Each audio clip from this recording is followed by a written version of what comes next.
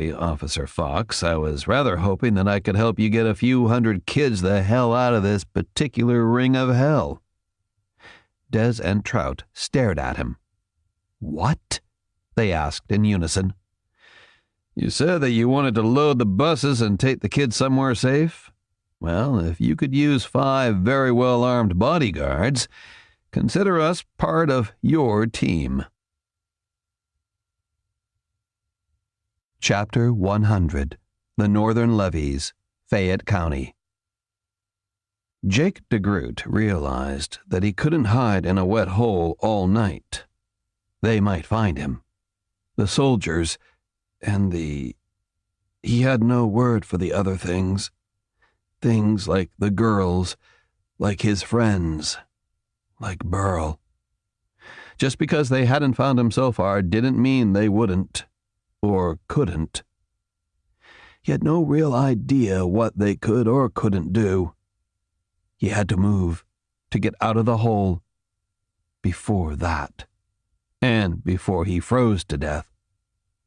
Jake knew that it wasn't really cold enough for that, but the water was cold enough to numb him. He remembered seeing something about hypothermia on an old episode of Survivor Man. His teeth chattered constantly. Shivers swept over him in waves, and he didn't like the way his heart was beating. No, he didn't like that one bit. He was a big man, and the last thing he needed now was a heart attack, or slow feet because his nerves were in some kind of shock. But leaving the pit, that was so scary. It made his balls want to climb up inside his body. It made him want to cry, or scream. Or go to sleep. That was the other problem.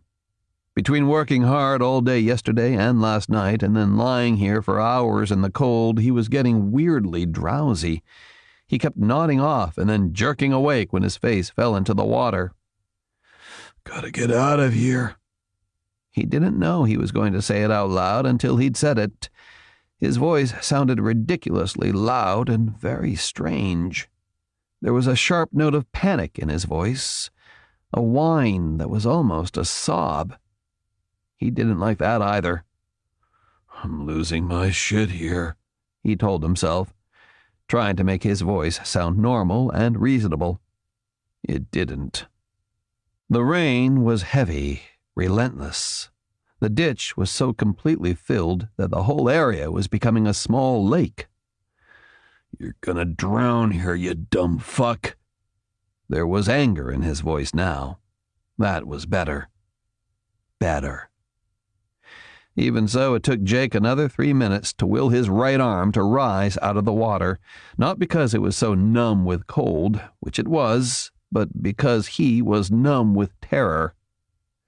There was no light except what flashed across the sky, and all that showed him was water, mud, and the bodies left behind by the soldiers. Burl. "Move, goddammit. Move, move, move, move." His right arm came up slowly, rising to the surface, then above it, and finally out toward the mud beyond the ditch. The rain immediately washed the mud from his hand, and when the next lightning flashed, he was horrified to see how pale he was.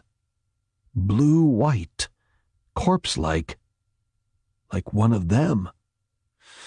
"It's the cold, asshole," he told himself.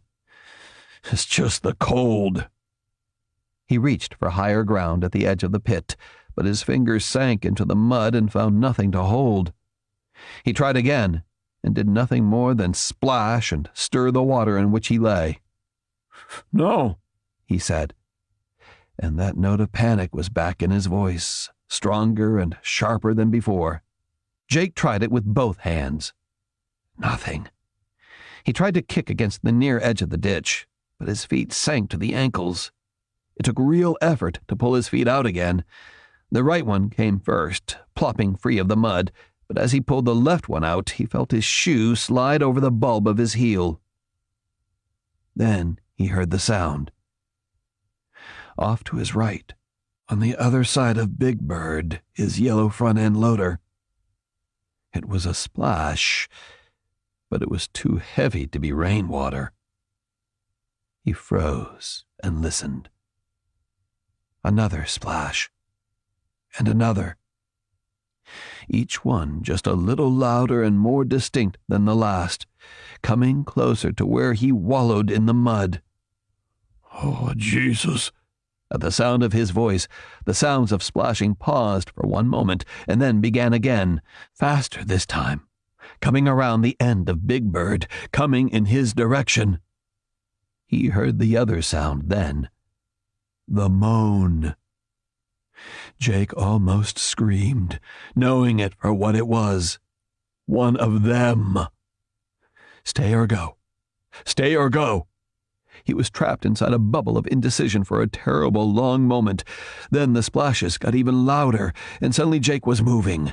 His whole body thrashed and twisted like a beached dolphin. He pawed at the mud and kicked and wormed his way up the edge of the pit. Closer and closer. The moan louder, a single voice raised in a plaintive cry. Jake was halfway out of the pit when he saw it. It was a man, a stranger, dressed in a business suit, jacket torn, tie askew to expose a ravaged throat. For an awful moment their eyes met, the man in the mud and the thing in the rain. Then, with a cry like a wild animal, the creature rushed at him, hands outstretched. Jake screamed and tried to scramble away, got halfway to his feet, and then it was on him, slamming into him, knocking them both down so they slid back into the muddy pit under the front-end loader. It clawed at Jake, trying to grab him, trying to pull him toward teeth that snapped and clacked. Jake punched it, hitting the infected man in the face, in the throat, in the chest. But it was hard to find the balance and resistance to throw a solid punch.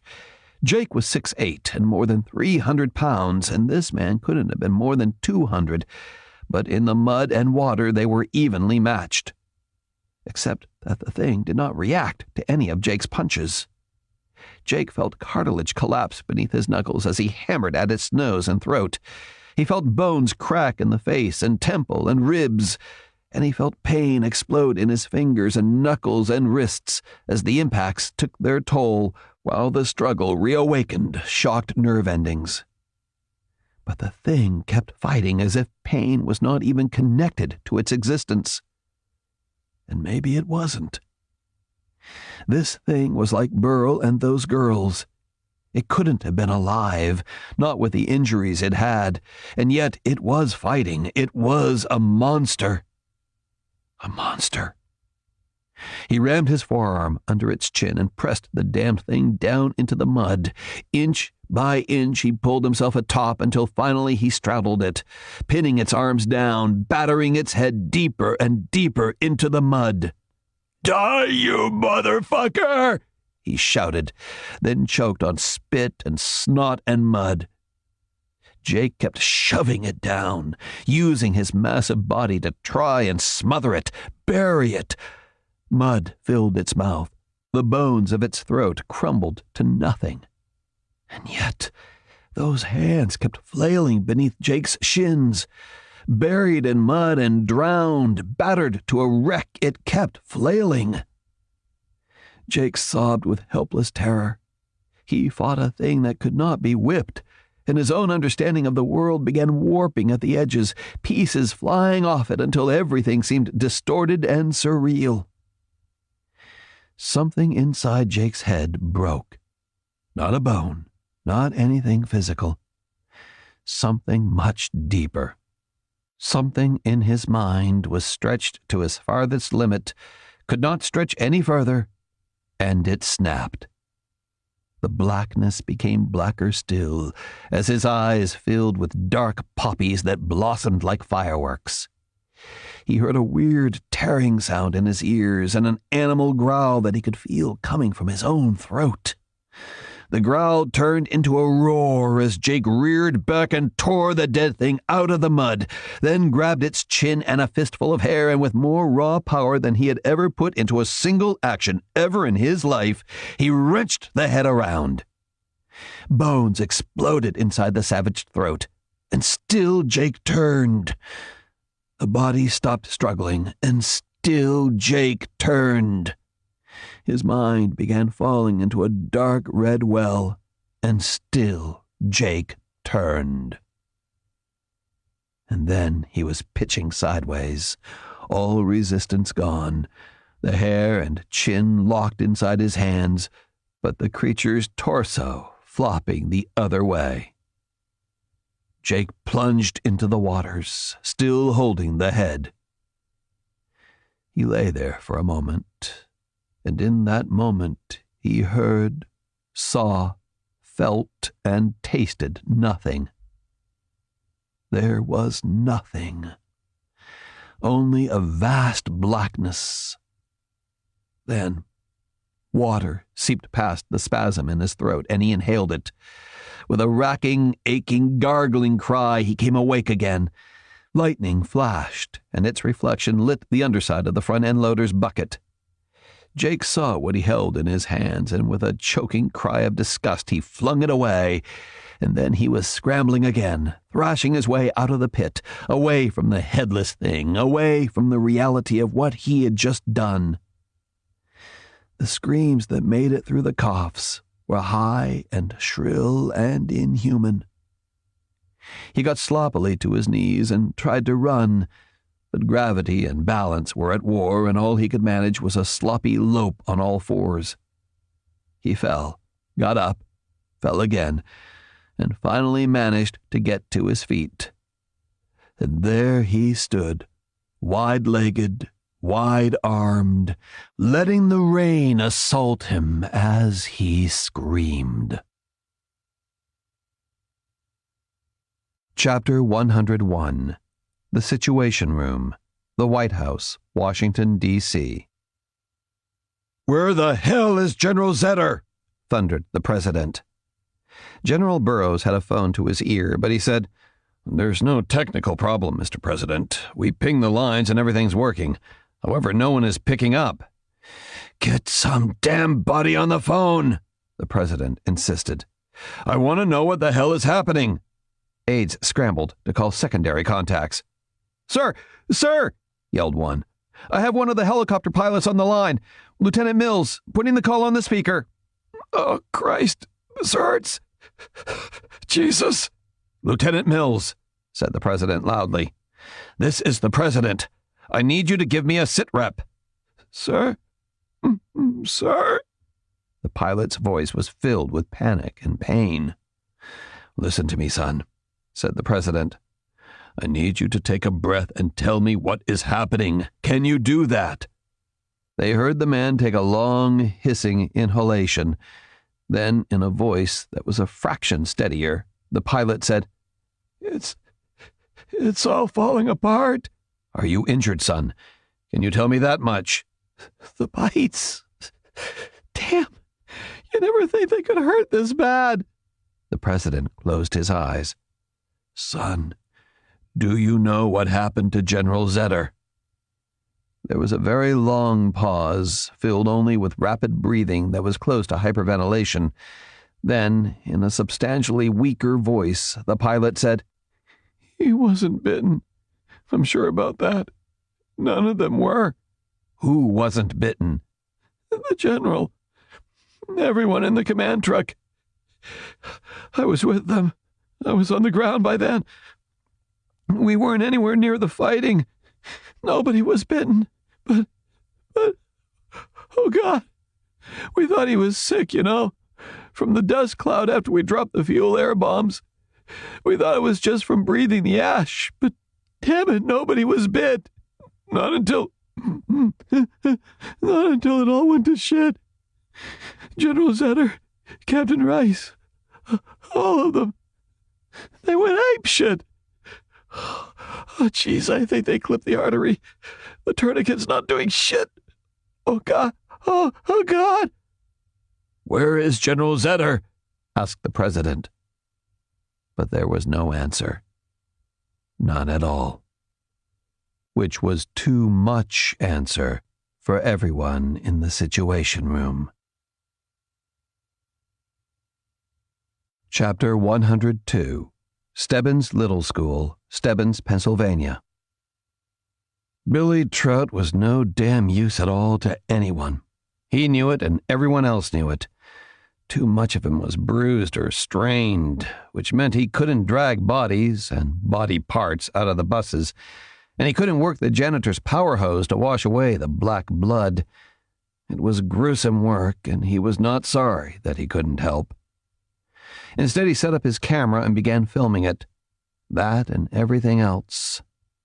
With the jamming off, he put together a new field report, explaining the facts as he knew it, with many of the blanks filled in by Sammy Mora. It surprised Trout how forthcoming Sam was, and he pulled him aside for a moment to ask about that. They stood by a window that looked down on the parking lot and the rows of big yellow school buses.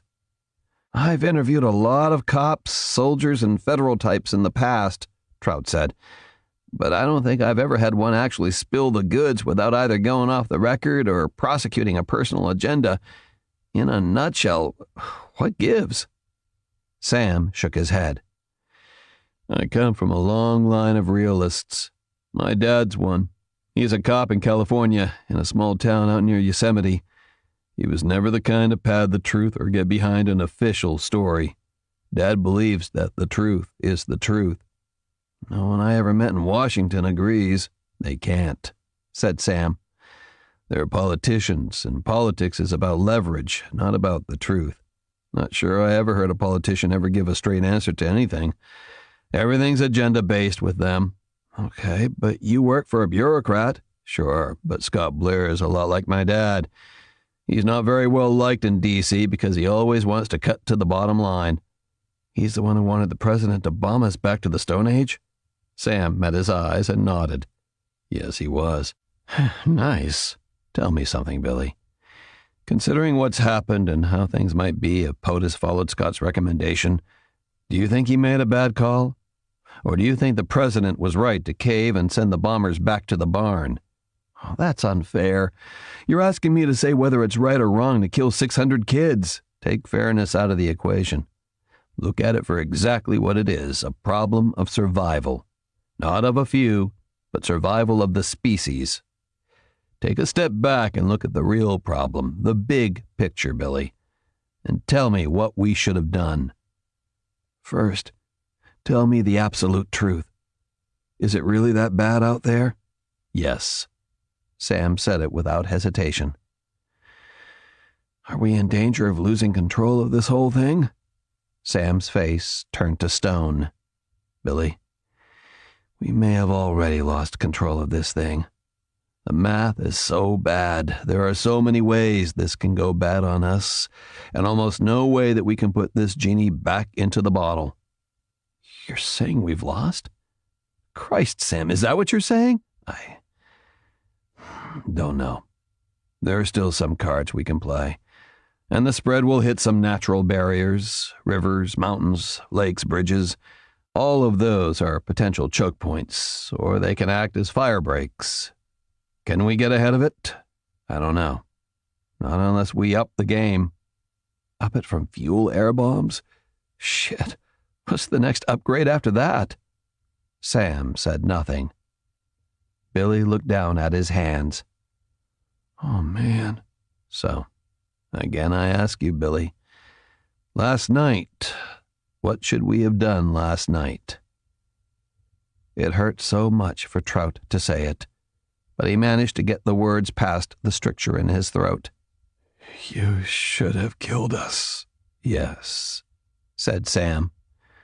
"We should have killed you. And God help my soul for saying and believing that." They sat in silence for a moment, each of them looking at the world through that lens. "Then why are you helping us now?" Billy asked again. Sam nodded to the buses down in the lot and the dozens of people scrambling to prepare them for an escape. "For me and my guys, it's like being cut off behind enemy lines.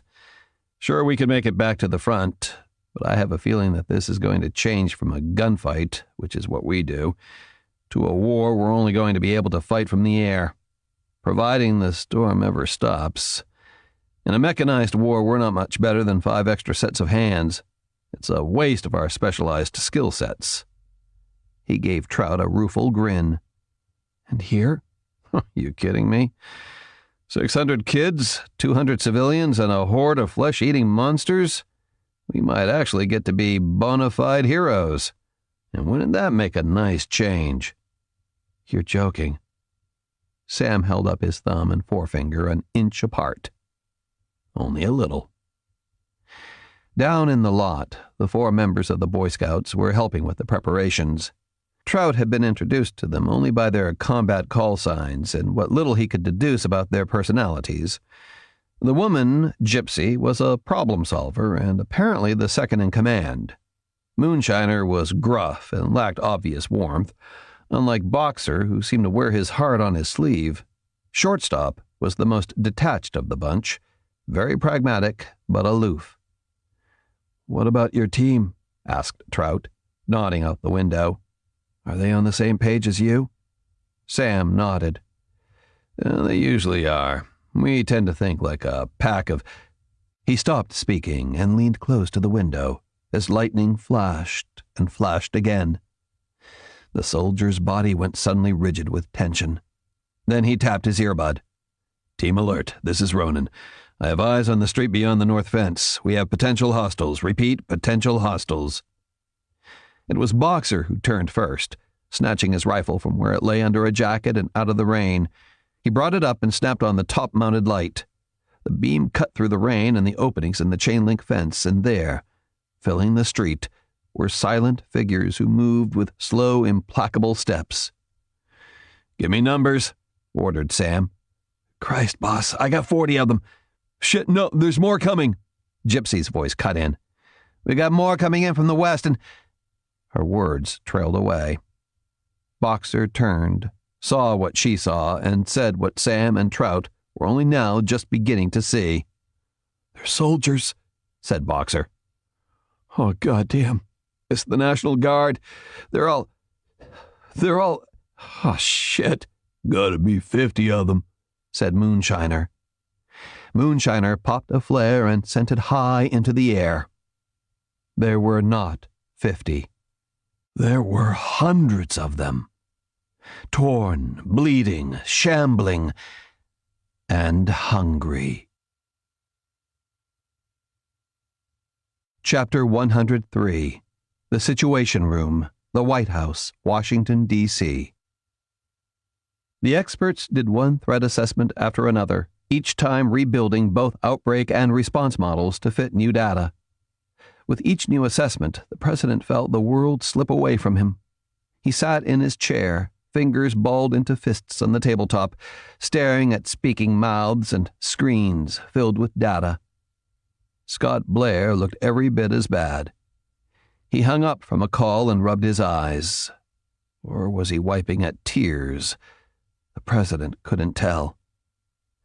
Blair held up a trembling hand and the room fell into a flawed and troubled silence. "That was Dr. McCready. She's with the NBAC field team in Fayette County. They reached General Zetter's command post. It was deserted except for several infected.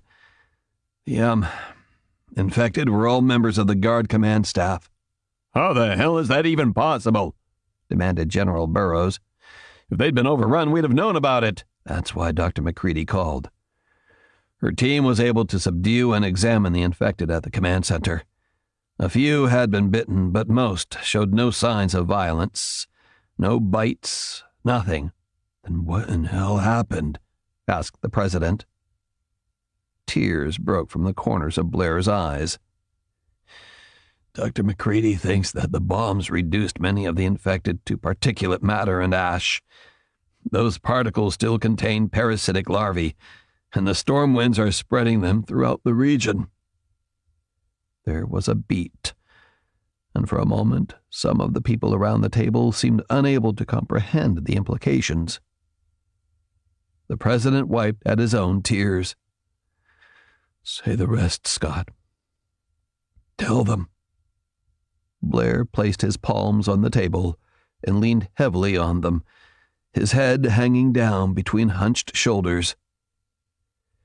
"Lucifer 113 has gone airborne," he said. Chapter 104.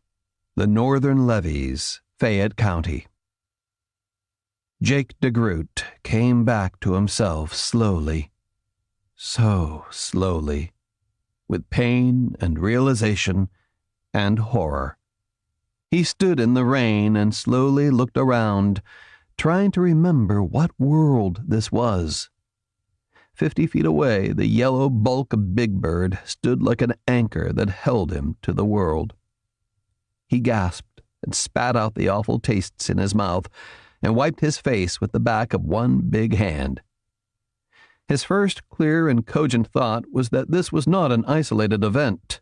It couldn't be. The girls had been hurt. Killed? Was that the word?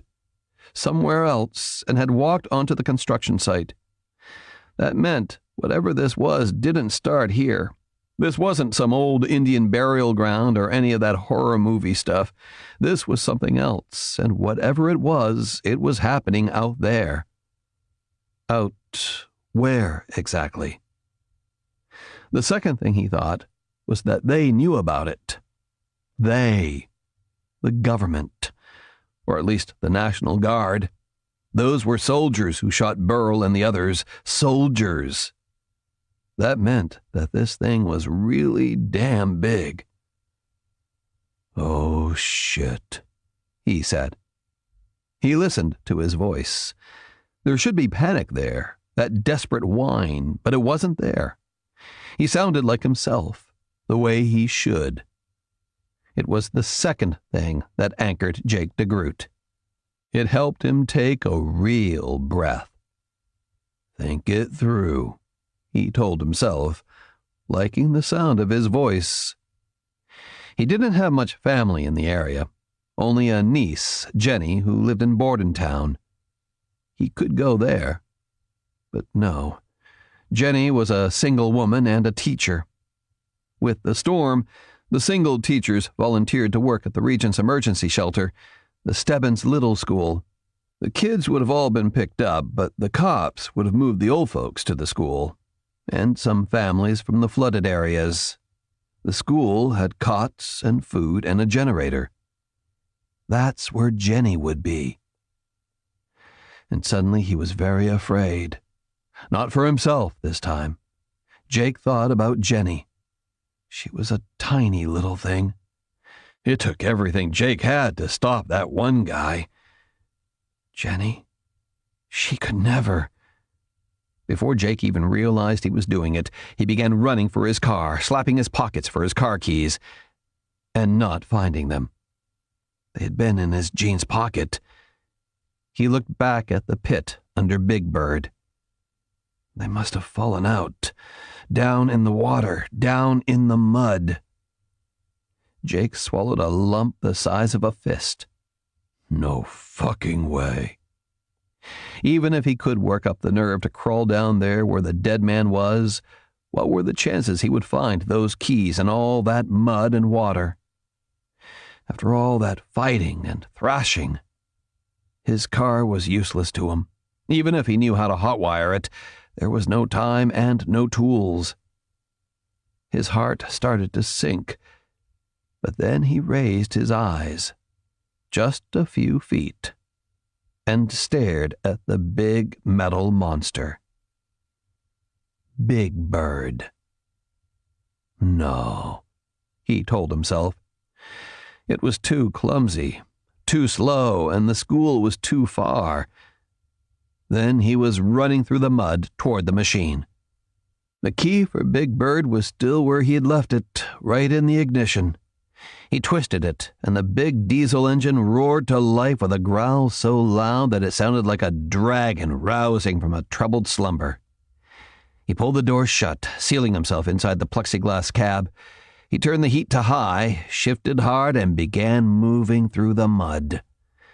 The Cat's top blacktop speed was 40, and the mud cut that down to less than half. The school was 11 miles away, almost due south. "I'm coming, Jenny," he said aloud, and the fact of having a purpose, of having someone else to fight for, made his whole body feel as hard and powerful as the steel of the machine in which he rode. He did not hear the crunch as the left rear tire rolled over the corpse in the mud, nor when the right rolled across the nearly submerged body of Burl. Or if he did, Jake refused to allow himself to acknowledge it. "I'm coming, Jenny!" Chapter 105. Stebbins Little School, Stebbins, Pennsylvania. "Everyone back to the school!" screamed Des, but the adults were already dropping hoses and running. She ran behind them, shoving the slower ones, chasing them all to safety. "Check the doors! Keep the kids away from the windows! Move! Move!" Moonshiner and Shortstop laid their rifles atop the front and rear hoods of a burned-out police car. Boxer climbed atop one of the buses, and Gypsy went into another one and pointed her gun out the window. Only Sam and Trout stood their ground. "We'd better get inside," warned Trout. But Sam didn't move. "There are so many of them," he said softly. Des ran back to join them, her Glock in a two-handed grip, face set and hard. "You want to fight them here?" she asked incredulously. "There are too many ways they can come at us." The dead were closing in. The nearest ones were 50 feet beyond the fence. "It's your house," said Sam. "It's your call." "There's more coming across the yards," called Boxer, pointing. They turned and saw more of the infected staggering through the lines of connected yards to the east. "Des," said Trout, taking her by the arm, "this is stupid. There are too many of them. Let's get inside." But Des pulled her arm free. "No." She turned to them. "Listen, Billy, Sam, we can reinforce the building and hole up, but for how long? The supplies we have won't last. Sam, can you guarantee that the army's coming back for us?" The answer was on Sam's face. "This is falling apart. I don't think anyone can make promises right now." "What are you saying?" asked Trout. "That we could be stuck here for weeks?" "Billy, I'm saying if this keeps going the way it's going, then no one will be coming for us." "Until when?" Sam shook his head. "We could lose this war." "War? It's an outbreak." Sam pointed to the dead soldiers who were approaching the fence. "Not anymore." Trout felt his blood turn to ice. He caught a look at Des, who looked horrified, but she was nodding to herself. "How long can your team hold them on the other side of the fence?" she breathed. "How much time can you buy us?" The soldier's mouth tightened. "How much time do you need?" "An hour," she said. "Maybe less." "To do what?" demanded Trout. "To do what we started out to do. Get all the supplies and everyone in the school onto the buses." "And then what?" "We get the fuck out of here." "And go where?" "I don't know," she said. "Philly? New York?" "No," said Sam. "Go south. Go to Asheville." "North Carolina?" asked Des. "Why there?" "Because the storm is heading east. Roads will be bad and they'll be blocked, because everyone running from this will be going east. And we can't go west because when we pinged Goat Wyman's satellite phone, it was clear he was heading northwest, maybe to Pittsburgh. We should go south and get into the mountains." "Sure, but why Asheville?" asked Trout. "Why there specifically?" Sam hesitated for a moment. "There is a government installation there." "Since when?" Des asked skeptically. "I never heard of it." "You wouldn't have. It was built during the Cold War. The mountains there are honeycombed with miles and miles of labs, living quarters, the works." "That's just an urban legend," said Trout. "I read about that. It's not real." "It's real. In the event of a nuclear exchange, it was deemed a safe zone because it's outside of the prevailing drift patterns for likely nukes." "Hey!" called Gypsy.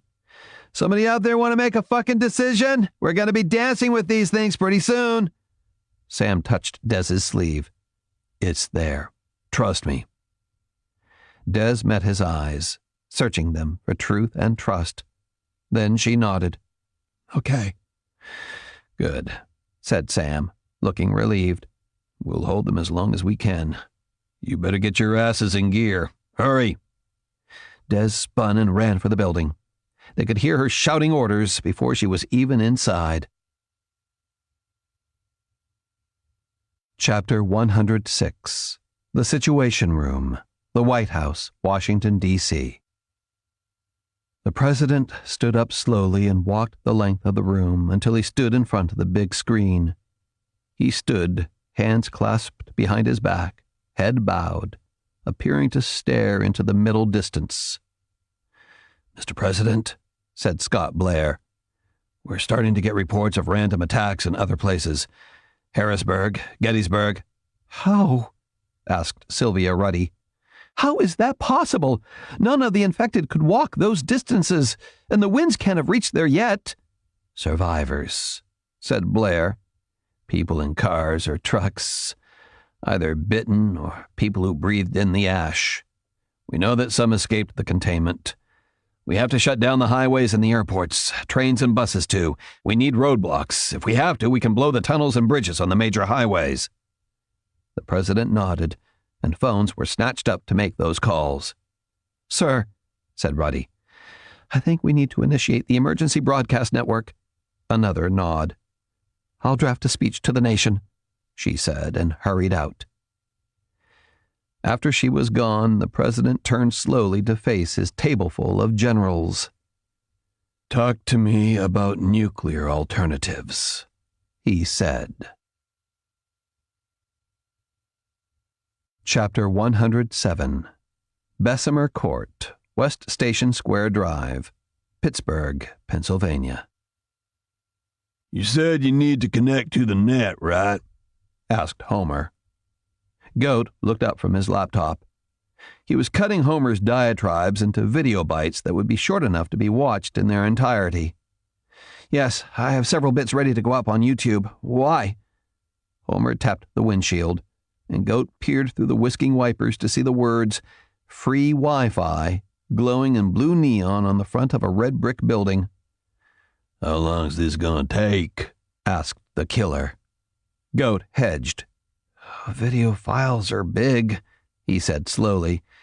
"Takes a while for them to upload, and—" "You need both hands to do that shit?"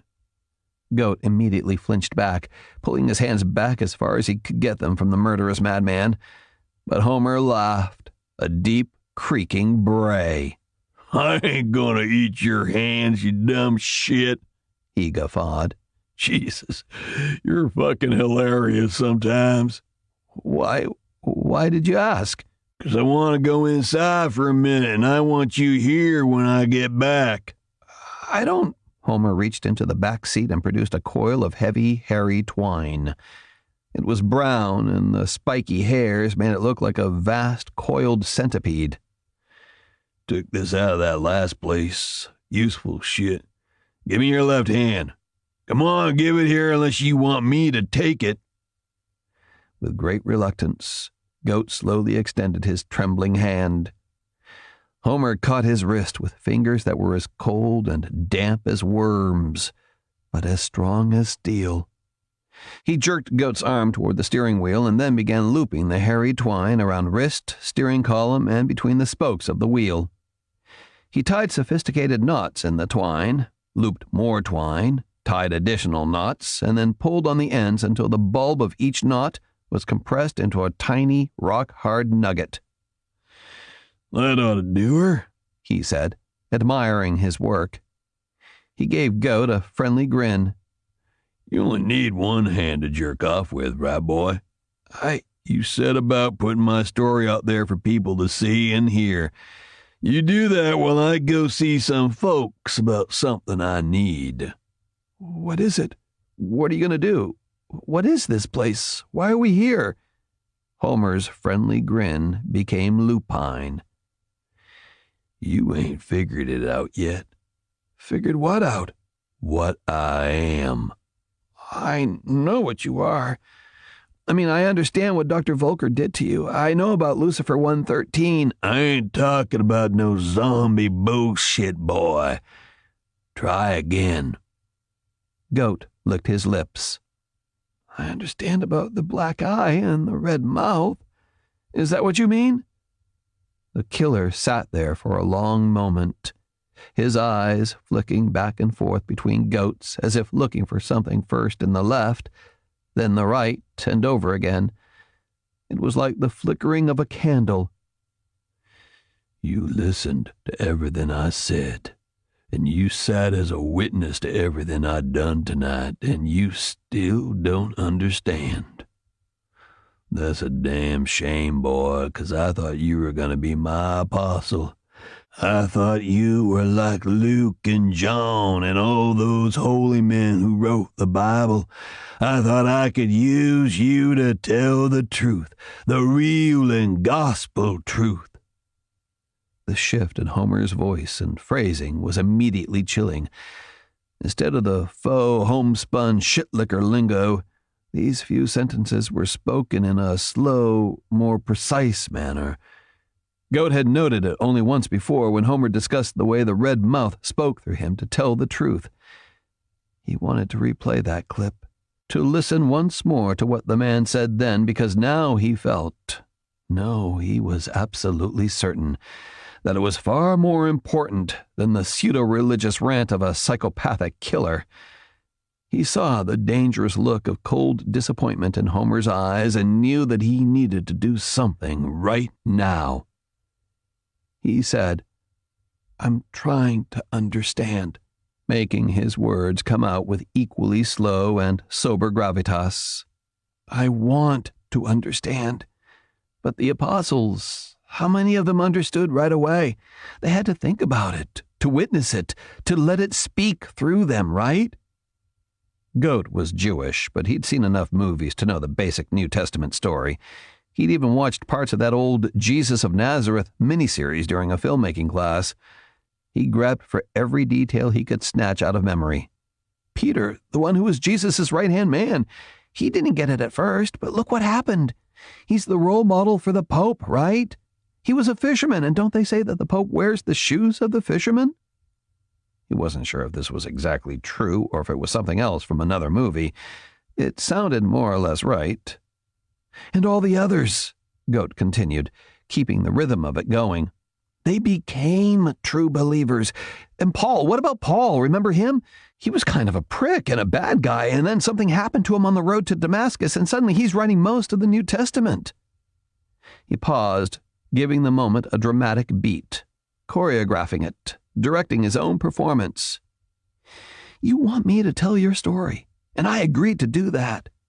If you need me to understand the secrets and mysteries of it, then you have to give me time to process it, to think it through, to let it speak inside my head and heart."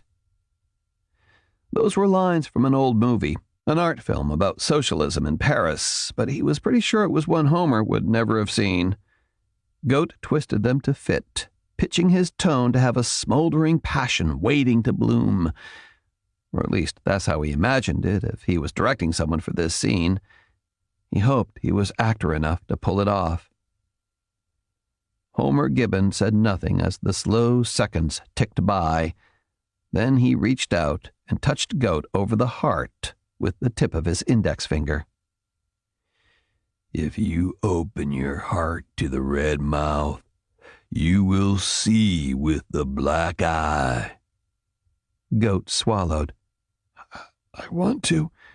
Just give me time." The killer gave him a single, slow nod and let his finger trail down Goat's body, over his stomach and groin, along his thigh, and up over the edge of the laptop. "You better use this thing to tell my truth, or I will—" "Homer," said Goat quickly, taking a terrible risk. "Don't. Look at me. Use the black eye to look into my eyes. See me. You don't need to threaten me anymore. We've crossed a line, Homer. We're somewhere else now." The moment stretched and stretched, and then Homer withdrew his hand. He reached for the door handle, but paused to pat Goat's bound left wrist. "The rope stays on. Trust, like faith, is earned." Then he got out of the car and began walking, bare-chested and erect, through the rain to the building with the free Wi-Fi sign. Goat sagged back and had to fight to keep from hyperventilating. It was an even harder struggle to keep from pissing in his pants. Then he was in motion. Even one-handed, he was fast on a laptop.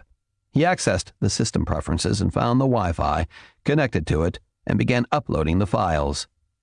But as he did so, a small window popped up telling him that his email was sent. Email? It was only then that he remembered the message he had composed way back at Starbucks. In Bordentown, Homer Gibbon. Quarantine failed. It's here. Oh my God, he breathed, realizing that no one knew. Then he thought back to the violence on the road, the helicopters, the explosions. People knew. But they didn't know that Homer was loose, that he was on the road, that he was free. Goat used the webcam on his laptop to record a quick and desperate video message. He had no idea how much time he had or had left, so he made it short. He gave their location and explained what Homer had already done. He emphasized that Homer had killed people and had wounded others. He referenced Lucifer 113 and that Homer was, for all intents and purposes, the patient zero of this plague. He ended it with a statement that was both a call to arms for the authorities and a desperate cry for help. It took several agonizingly slow seconds for the video file to upload to his media listservs, including the one that had all of Goat's White House correspondent colleagues. Then he posted it on YouTube and immediately deleted the file from his computer. He kept glancing out the window at the building into which Homer had disappeared. It was a club of some kind. What could Homer want in there? He checked the video files of the interviews with Homer. Most were so big that they were still uploading, but many of the shorter ones were already up. He sent the same batch of them to his listserv, using Dropbox and WeTransfer, dumping all of the raw footage into the media cauldron, praying someone would watch it, understand its reality and importance, and act on it.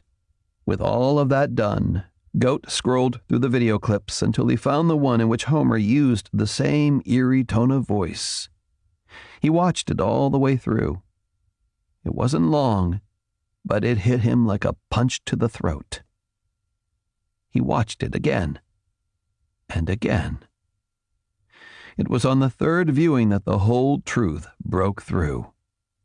The awful truth. He suddenly knew why Homer was here.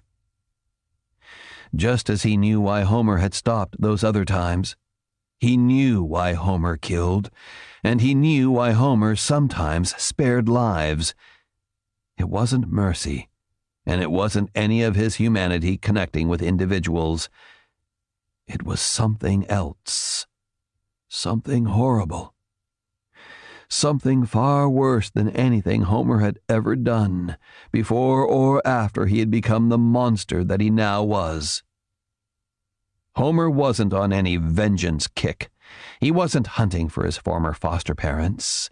No, that was too mundane and cliché a motive for a person who was hearing the kinds of voices Homer heard. No, what Goat realized with perfect clarity was that Homer, knowing and accepting what he was, what Volker had done to him, had embraced it. He hadn't killed everyone at the 7-Eleven, but now that made sense. He hadn't killed them all, but he'd infected them all. The same with the people back at Starbucks. He killed some and fed on some, but his real agenda was spreading the infection. Like some kind of nightmare blend of John the Baptist and Johnny Appleseed, Homer was on the road to spread the word of his God, to spread the gospel of the red mouth and the black eye, to create the paradise that he'd envisioned, that he had spoken of, a world inherited by the meek, by the mindless dead, by those raised up as Jesus had been. At least, according to Homer's view of the cosmos. It was a horrible plan, but a very practical one. A workable one. Behind them, at the 7-Eleven and the traffic jam on the road, the infection was probably already spreading, outside of the quarantine zone. Goat snatched up his camera and babbled all of this into a live stream. He saved it and posted it on Facebook. Then he logged onto Foursquare, the social media app for sharing your location. "Find us," he begged. "Find us." Chapter 108. Stebbins Little School, Stebbins, Pennsylvania. "Okay, listen up," said Sam into the team channel. "This is a holding action. We don't fire until and unless there's a danger of a breach. Watch the fences. If they start putting pressure on it, we use selective fire to drive them back, or we drop enough to block access. This is a target-rich environment, but that's also a good way to burn through too much ammo. Check your targets. Headshots only. Unless you're pressed, take time for accuracy. Make 'em count." Behind them, Des and Uriah Piper had set up chains of people to bring out the hundreds of boxes of food, water, and supplies. The chains split off to feed the stuff into a dozen Type C Bluebird school buses. Uriah Piper was running from bus to start engines and check fuel levels. A couple of teachers were busy siphoning gas from buses that were too low in fuel to make a long run or too badly damaged. Each bus had a standard capacity of 77 passengers and the driver, which meant that a dozen of them would easily transport the 800 survivors of Stebbins County with room for box supplies. Jenny DeGroot had found a can of spray paint and was writing a message on the outside wall of the school, but Trout couldn't read it at that distance. Probably a note about where the buses were going. Smart, he thought.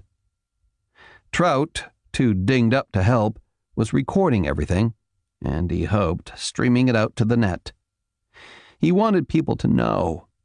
Unfortunately, he had no laptop, so he couldn't check to see if anything was showing up on the web. Sam came over and looked Trout up and down. "Do you have a gun?" "No, I'm not very good with one." "You're worse without one." He bent and removed a small automatic from an ankle holster and held it out to Trout. "Beretta 30-32 Tomcat, 7-round box magazine, less than a pound and fits into any pocket." He showed Trout how to use the thumb safety. "Better to have it and not need it than need it and not have it." One of Dez's favorite lines. Sam smiled. "Des, is she your lady, girlfriend, wife, something?" "Something. We've been a couple more often than you've had hot dinners, but recently we've been on a break." "A break?" "As in she keeps threatening to break parts of me I don't want broken." "I joined the army because war is easier than love," said Sam. Very wise words. Trout glanced over at Des. "She's a foul-mouthed redneck who is, politically speaking, to the extreme right of Glenn Beck. But even with all that, I love her. Always have." "That streak go both ways?" Trout sighed. "Not lately. Oh. I mean, apocalypse and all. Not a hearts and flowers sort of thing." "I hear you." "Tell you what, though," said Trout. "For all of her rough edges, she has the biggest heart. She'd die for any one of those kids, and for most of the adults, too. No, that's not quite right. She'd happily and mercilessly kill for those kids." Sam nodded. "A warrior rather than a soldier." Trout cocked an eyebrow. "There's a difference?" "Soldiers are called to serve, and when their service is done, they go home. A warrior lives on the battlefield. It is home." Trout studied him. "Yeah, that's Des."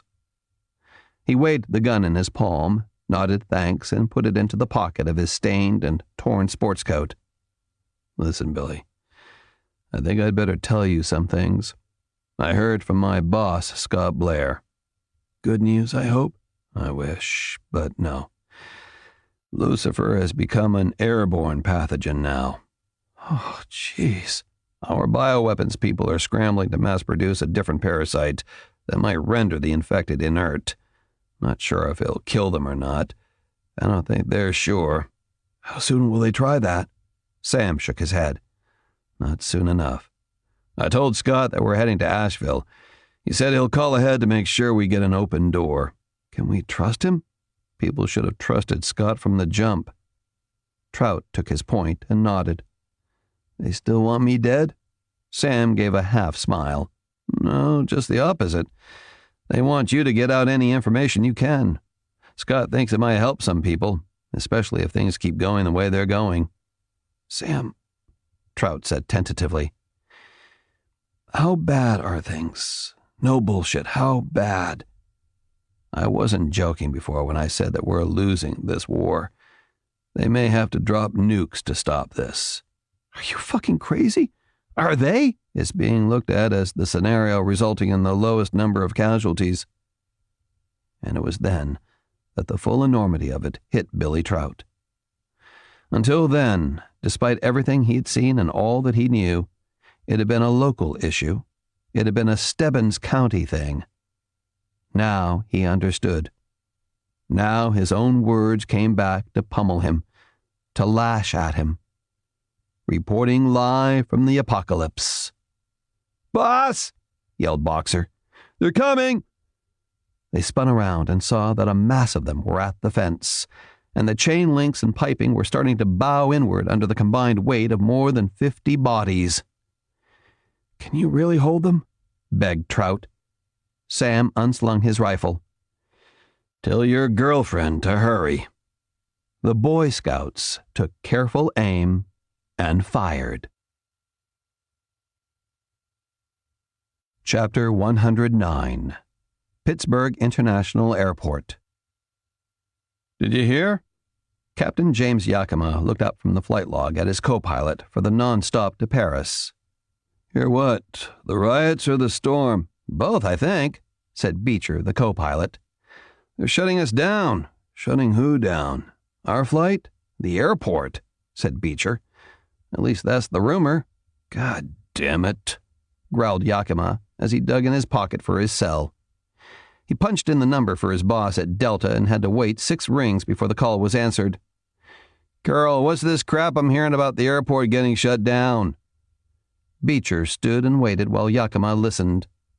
"Okay, with any luck I'll be eating a nice piece of veal at the Restaurant du Palais Royal before they pull the plug. Thanks, Carol. Keep me posted." He disconnected and placed the phone on the table. "So, what's the verdict?" asked Beecher. "Carol says they're going to do it, but the official order hasn't come through yet. The storm's going the other way. Local winds are below 20 and it's not the storm. Carol said they were going to impose martial law in western Pennsylvania and maybe parts of Maryland and West Virginia, too." "For a riot?" "She says it's not a riot. Carol said her brother-in-law works for MSNBC and they're still running the virus story. I thought they shot that down." Yakima spread his hands. "What can I tell you? The good news is that it doesn't affect us. We're wheels up in 66 minutes. Come on, let's get a coffee before we go aboard." He closed the flight log and stood up. As they headed toward the door to the crew lounge, a short fit of coughing stopped Yakima in his tracks. He coughed for 20 seconds, then waited, listening inside his body for more, and gradually felt the spasms stop. "You okay?" asked Beecher. "Yeah, it's nothing. Tickle in the back of my throat." "I have some lozenges," said Beecher. "In my bag. You want me to dig 'em out? Won't take a sec." "Nah," said Yakima. "It's nothing. I have 4 days off in Paris. If it's a cold, we're better for a little R&R." They headed out of the lounge, got their coffee, and proceeded directly to their plane. In a little over an hour, they were in the air, flying high over the storms of Pennsylvania, skirting the edge of the worst of it, crossing into New Jersey, and then far out over the Atlantic. Chapter 110. Trickster's Comedy Club, Pittsburgh, Pennsylvania.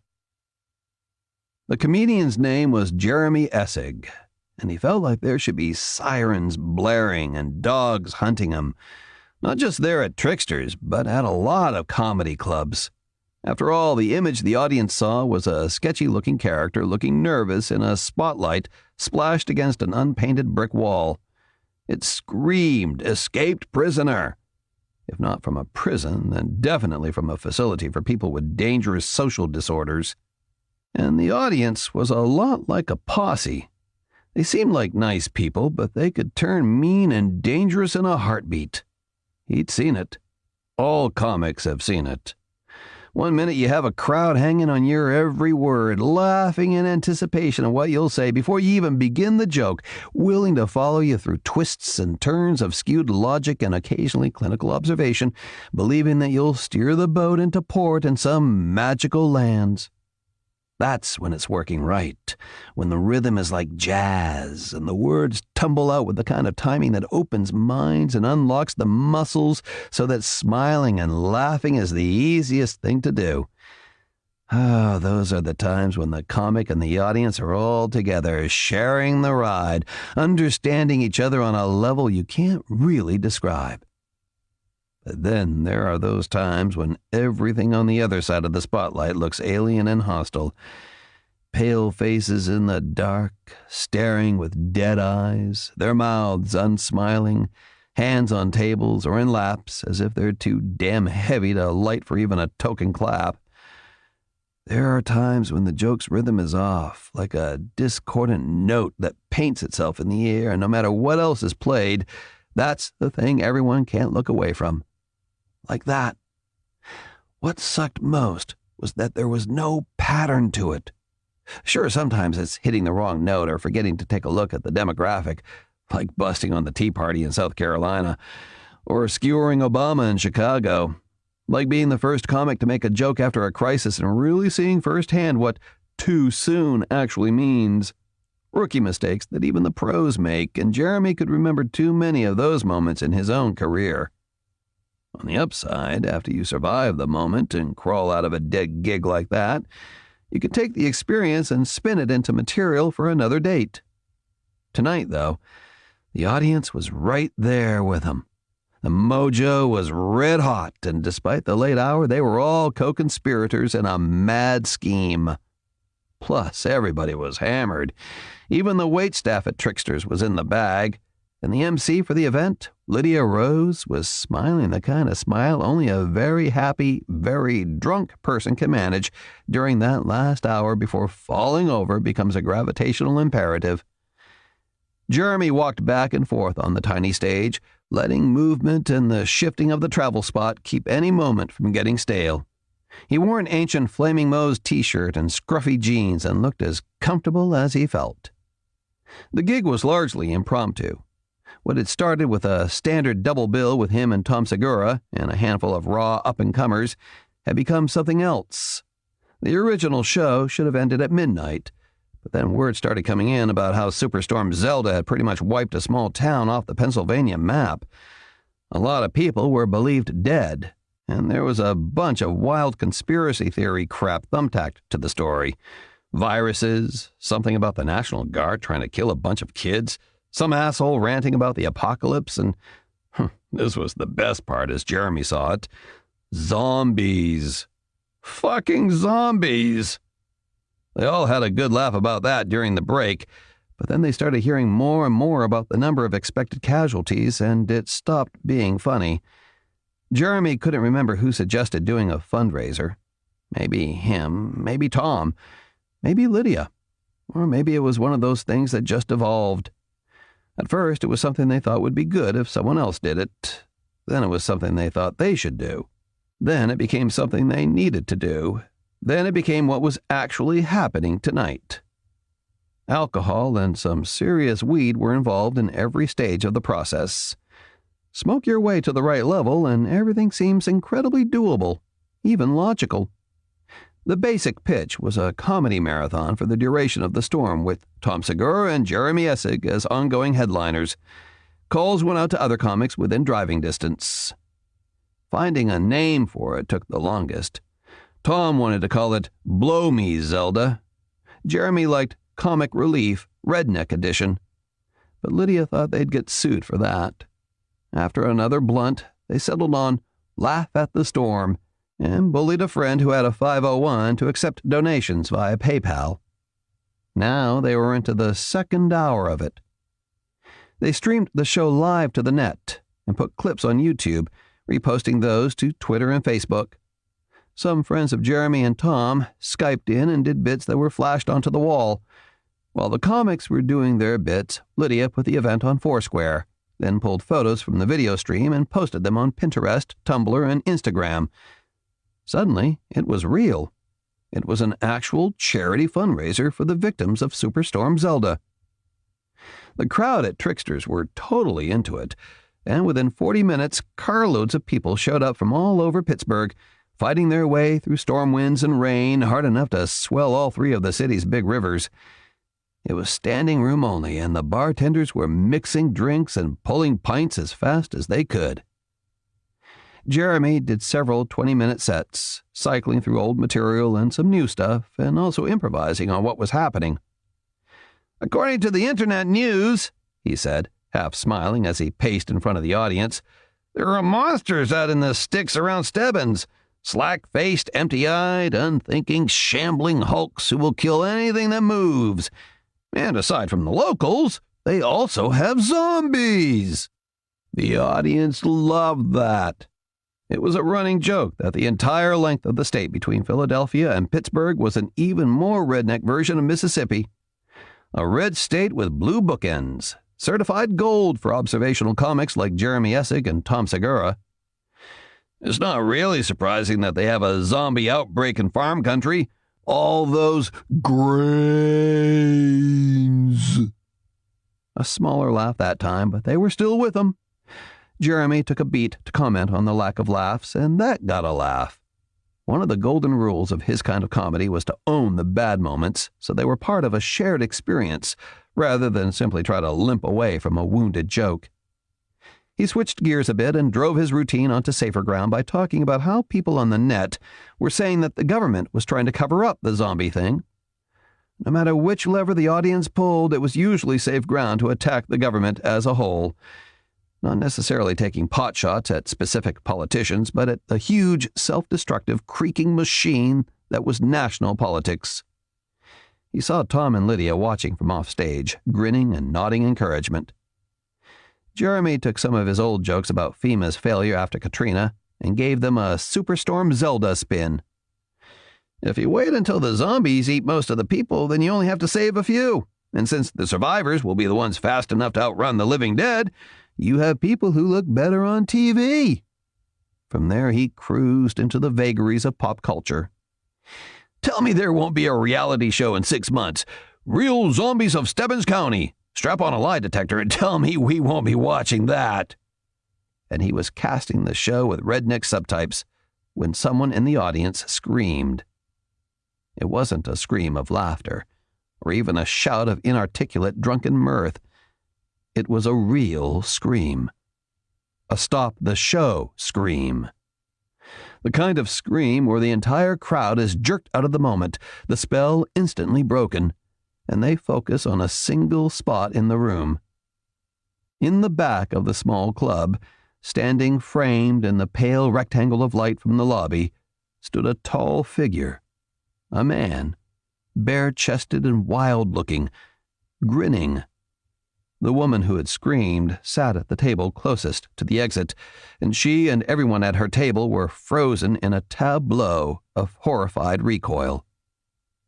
And here Jeremy's mind began stumbling over the details. The man was wrong. His whole body was wrong. It was red. Bright, glistening red. Like he had been splashed by red paint, or...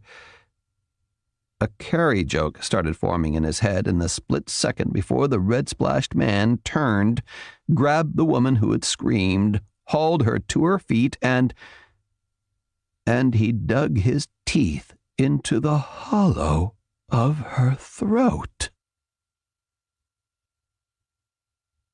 Chapter 111. Stebbins Little School, Stebbins, Pennsylvania. "Forget the supplies," growled Sam.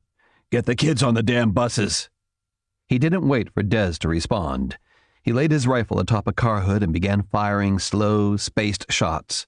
With each shot, Trout could see the head of one of the infected fly apart and splash those around it with black blood. The other soldiers were nearly as good, and soon the bodies were piling up, clogging access to the fence. But that was one attack point. Des vanished into the building, but was back a moment later, leading a line of children. The kids were all holding hands. Most of them were screaming as they ran. Adults ran with them, shepherding the kids toward the buses. It started as an orderly evacuation, but with each second it began to disintegrate. Boxer yelled, "Hostiles at 9 o'clock! Count 70 plus!" He peered through a bus window and saw several tattered figures climbing awkwardly over the low chain-link fence. Boxer opened fire on them, but the wind was whipping up leaves and debris, spoiling his aim and warping the flight path of his rounds. "Close on them!" bellowed Sam. Boxer shot him a despairing look, then climbed down from the bus and began running across the playground toward that part of the fence. At 20 feet, he knelt, put his rifle to his shoulder, and began firing. Now, one after another of the dead pitched backward. The other Boy Scouts closed on other sections of the fence and began firing from closer range. The children kept screaming, and the sound tore at Trout's heart. It was a steady, unbearably shrill wail of total terror and total hopelessness. "We're losing the fence!" cried Gypsy. And even as she said it, a 15-foot section of the chain link collapsed into the schoolyard. Infected spilled forward, falling over each other, piling up, writhing and scrambling to keep moving forward toward their prey. Moonshiner and Gypsy began shuffling backward, yard by yard, while still firing. "Reloading!" called Moonshiner. "Last mag!" "Des, hurry up, goddammit!" roared Sam. Trout limped over to try and help, but there were already enough people. There simply wasn't enough time. 600 children, many of whom were too scared to leave the school. Many of whom had to be dragged or carried out. Some of them broke away and ran back into the school with teachers and parents chasing them. There was no order left in the exodus. Against all sanity, one of the children tore free from Mrs. Madison and went running directly toward the zombies who were getting to their feet. Trout could not understand it until he heard one awful, heart-wrenching word. "Mommy!" In the midst of the living dead, a woman with half her hair torn away and fingers missing from her left hand reached for the child, her mouth splitting into a mockery of a mother's smile, teeth bared to bite. Trout realized that he was running. Pain shot up his back and down his legs. Cracked ribs grated beneath his skin. His breath burned in his lungs, but he was running, angling away from the bus, racing to intercept the little girl. He reached her 4 paces before the zombie did. With a cry of agony, he snatched her up and tried to run with her. But his legs buckled, and he went down hard on his kneecaps. He twisted as he fell, hitting the ground on his back instead of crushing the girl under him. Then cold fingers were tearing at him, trying to rip the child from his arms. Black drool fell from ragged lips as the infected thing bent close to try and bite the child who had been her daughter when the world was a different world. Trout rolled sideways and kicked out, felt his foot hit something, heard a bone break, and then the zombie fell next to him. It did not react at all to its broken leg, but immediately buried cracked teeth in Billy Trout's shoulder. Chapter 112. Trickster's Comedy Club, Pittsburgh, Pennsylvania. Tom Segura sat on a stool with Lydia, the short, curvy brunette MC. The two of them were having a great night, riding the wave of excitement that was their impromptu fundraiser comedy marathon. Tom was sipping a Red Bull and covertly trying to count Lydia's tattoos every time she moved. Some of them were in really interesting places. On stage, his friend Jeremy Essig was killing them with an on-the-spot series of jokes about a zombie reality show. Then everything changed. Just like that. From one side of a moment to the other. The audience was laughing their balls off about Billy Bob and Bubba, the zombies, and their monster truck, when suddenly a woman's scream knocked the whole night off its wheels. "What the hell?" cried Lydia, as she launched herself from her stool. Tom was a half-second slower, and he tried to see what was going on, but there was a waitress with a tray of drinks between him and the woman who had screamed. "Great fucking timing," Tom muttered as he tried to edge around to get a better look. On the stage, Jeremy looked like he was frozen into the moment, eyes and mouth wide. The whole club went silent for a heartbeat, but as Tom stepped around the waitress to see what was up, the entire club erupted into mad panic. Utter, mad panic. Suddenly everyone was screaming. Women, men, everyone. On stage, Jeremy screamed too. The part of Tom Segura's mind that was a regular guy felt twin pangs of fear and confusion. The part of him that was a professional comic actually provided commentary. "You scream like Chloe Moretz, dude." But then the crowd split apart as people panicked and scattered, revealing an image that Tom knew was being burned onto the front of his brain as he looked at it.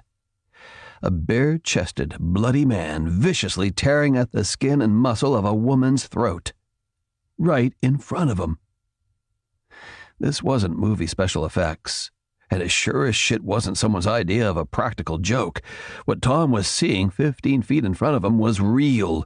Real blood, real flesh, real madness, real pain. And he screamed too.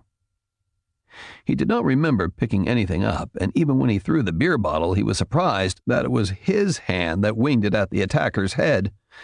Tom was not a fighter. He didn't know many comics who were. Words had always been his sword and shield. Sarcasm was his left hook, and insight was his right cross. He saw the bottle leave his hand, saw it close the distance in what appeared to be ultra-slow motion, saw it strike the killer right on the temple. As good a throw as anyone in the major leagues ever hurled. Dead on. 100-mile-an-hour ball that burned across the plate fast enough to make a fool out of a 300 batter. Tom expected the killer to go down. That would have been the button on this routine. That should have been the logical end, or maybe the opening act of a new phase of his career. Tom Segura, hero comedian, the stocky kid from Cincinnati who dropped a psycho with a bottle of Coors Light. That was the script he was already writing in his head. That was the lead for the breaking news. Except that's not how the scene played out. The bottle hit hard, hit with real force, hit hard enough to make a clunk that Tom could hear over the woman's gurgling screams. Then it ricocheted off of the killer and hit the woman square in the right eye. The bottle fell to the floor. The killer dropped the woman right on top of it. He turned to Tom and smiled with bloody teeth. Tom thought, "Oh, shit." Or maybe he said it aloud. He wasn't sure, because after that, he was screaming louder and more shrilly than Jeremy. Chapter 113. The Situation Room. The White House, Washington, D.C. "Mr. Blair!"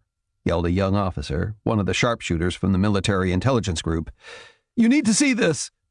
Blair hurried over and bent to look at something on the officer's laptop. "What is it?"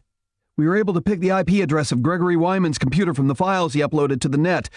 Well, sir, he just uploaded a new batch." "Is it more of Trout's ramblings?" "No, sir. There are several files, including what appears to be interviews with Homer Gibbon. The auto-dating on the video files say that the interviews were all done in the last few hours." "Christ. And there's more. Wyman posted a message, a plea that appears to be directed to us, to the military. He's asking us to find him because he is with Homer Gibbon, and Gibbon is spreading Lucifer." "Did he provide an exact location?" The officer smiled. So strange a thing under the circumstances. "Yes, sir, he did." Chapter 114. Stebbins Little School, Stebbins, Pennsylvania. The pain was immediate and excruciating, and Billy Trout screamed. He thrashed and beat at the woman, trying to shake her loose. The little girl shrieked too, her voice as shrill as a seagull's, and she began beating her tiny fists all over Trout's face. She smashed his nose and hit him in the eye. And then another screaming, howling thing plowed into them. It hit the zombie with so much force that teeth snapped off at the gum line and the creature fell away. Trout instantly rolled the other way, shoving the child from him. He flopped onto his stomach and saw Des Fox sitting astride the infected woman, fingers knotted in what was left of the woman's hair, lifting her head and slamming it down on the concrete over and over again until the back of her skull exploded and sprayed the wet ground with brain tissue and black blood. The little girl shrieked again and tried to rush to her mother's defense, but Trout caught her wrist and pulled her, kicking and screaming, down to where he lay. Trout was screaming too, trying to determine how bad the bite was, trying to wriggle out of his jacket to see how soon he was going to die. The hysterical little girl kept hitting him, making it impossible to do anything. Then suddenly Des pivoted off the dead zombie, plucked the little girl off of him, and then started tearing at Billy's sports coat. She yanked it down and tore his arm from the sleeve, then pawed at his shirt to find the bite. "Am I dead?" Trout cried. "Oh, God, Des, am I dead?" And she kept saying, "Don't you leave me, Billy Trout. Don't you dare. Don't you fucking leave me too. I'll fucking kill you if you leave me." The lightning flashed, and Des used its brief light to bend close. "God, please don't let me be dead," he wailed. Des straightened, glared at him, and slapped him across the face as hard as she could. It rocked his head sideways, and he snorted blood from his broken nose. Then she grabbed 2 fistfuls of his shirt and half hauled him off the ground. "It didn't break the skin, you stupid motherfucker!" She shook him hard enough to rattle his teeth. "I could fucking kill you, you stupid son of a bitch!" Then people were crowding around them, pulling her back, lifting him to his feet, taking the little girl away from the horror that lay on the ground. Trout saw Sam there, firing a pistol instead of his sniper rifle. Moonshiner was with him, too. Firing, firing, firing. There was an awful sound behind them, and Trout turned to see another section of the fence collapse, and a wave of the dead come rushing into the lot. At least 100 of them. Some fell with the fence, but the others climbed over them, shambling or running, screaming their hunger, moaning louder than the storm. Sam fired and fired. There was no time to aim now. Moonshiner yelled for them to get back. He dropped a spent magazine and reached for a replacement, which he did not have. There was one terrible moment when his questing fingers spider-walked across his belt and harness and found nothing. "Shit," he said. He reversed his rifle in his hands and swung it like a baseball bat as the mass of zombies came swarming at them over the fence. Another section fell, and another. Hundreds of the dead were closing in on them. The bus engines roared and fists pounded on the horns. Children screamed somewhere behind them. Trout kept swimming in and out of consciousness, aware that he was being half carried, half dragged along, but with no idea who was helping him. He saw Des and Sam standing shoulder to shoulder, firing into the onrushing sea of the infected, trying to buy Moonshiner time to retreat. And then the dead were on him. "No!" howled Sam. The big soldiers swung the rifle once more, and 2 zombies staggered back with shattered faces, but a dozen more launched themselves at him. Sam fired over and over again, killing an infected with every shot. So did Des. It did not matter at all. Moonshiner vanished beneath a tidal surge of the dead. "Get onto the bus!" Someone was yelling that over and over again, but Trout couldn't tell who it was. It might even have been him. Hands reached out and grabbed Trout, pulled him, lifted him, and then he was out of the rain, inside the bus. But where was Des? He began thrashing, fighting the hands, struggling to get to the window to see if he could find Des. Guns were still firing. The dead moaned like demons. "Go, go, go!" yelled a voice. Sammy Murrah. Where was Des? God, thought Trout, as the darkness began to drag him down. Where is my Des? Chapter 115. Trickster's Comedy Club, Pittsburgh, Pennsylvania. Lydia Rose was too short to see over the milling crowd. She saw the bloody man enter the club and saw Tom throw a bottle at him, but then everything went totally to hell. People screamed and screamed as they ran for the exits. They collided with one another and tripped over tables and chairs. Lydia was buffeted back by the crowd and fell hard against the corner of the stage. 5 feet in front of her, a frat boy in a pit sweatshirt lay sprawled like a starfish, eyes open, mouth slack, as at least 40 people ran over his body, not leaping across it, but stepping on the college kid's stomach and legs and chest. Then a skinny white woman with beaded dreads hooked a foot in the frat boy's armpit and pitched face forward to the ground. A dozen others fell atop her, wrenching a terrible scream from her collapsing lungs. Lydia crawled onto the stage where Jeremy was yelling at the crowd to get out, which they were already trying to do, and alternately yelling at the bloody man to stop biting the woman. It seemed to Lydia to be such a strange thing to yell. If the guy was biting someone, then how likely was it that he'd be reasonable enough to take Jeremy's suggestion to heart? What was he supposed to do? Let her go? Spit out what was left of her throat? Give a rueful apology and buy a round for the house? She got to her feet, and from the stage platform was able to see what was actually happening there at Trickster's. She saw. She screamed. Beside her, Jeremy was still yelling at the crowd. Across the club, Tom Segura was running from the bloody man and throwing chairs at him. Most of the chairs were hitting the guys who were trying to throw punches at the intruder. The bloody man snatched one of the chairs out of the air and swung it into the face of a burly football player who was winding up a haymaker. The football player went down hard. 2 other guys piled atop the bloody man, punching him with both fists. Lydia lost sight of the killer for a moment.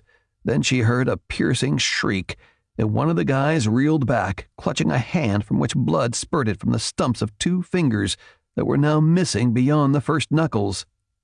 The second guy rolled off, clutching his throat, and Lydia couldn't tell what the bloody man had done to him. Punched him? Tom waded in as the killer was rising to his feet, swinging yet another chair, but someone stepped into the path of the swing, and for a moment, Lydia couldn't understand what she was seeing. It was the woman who had been bitten.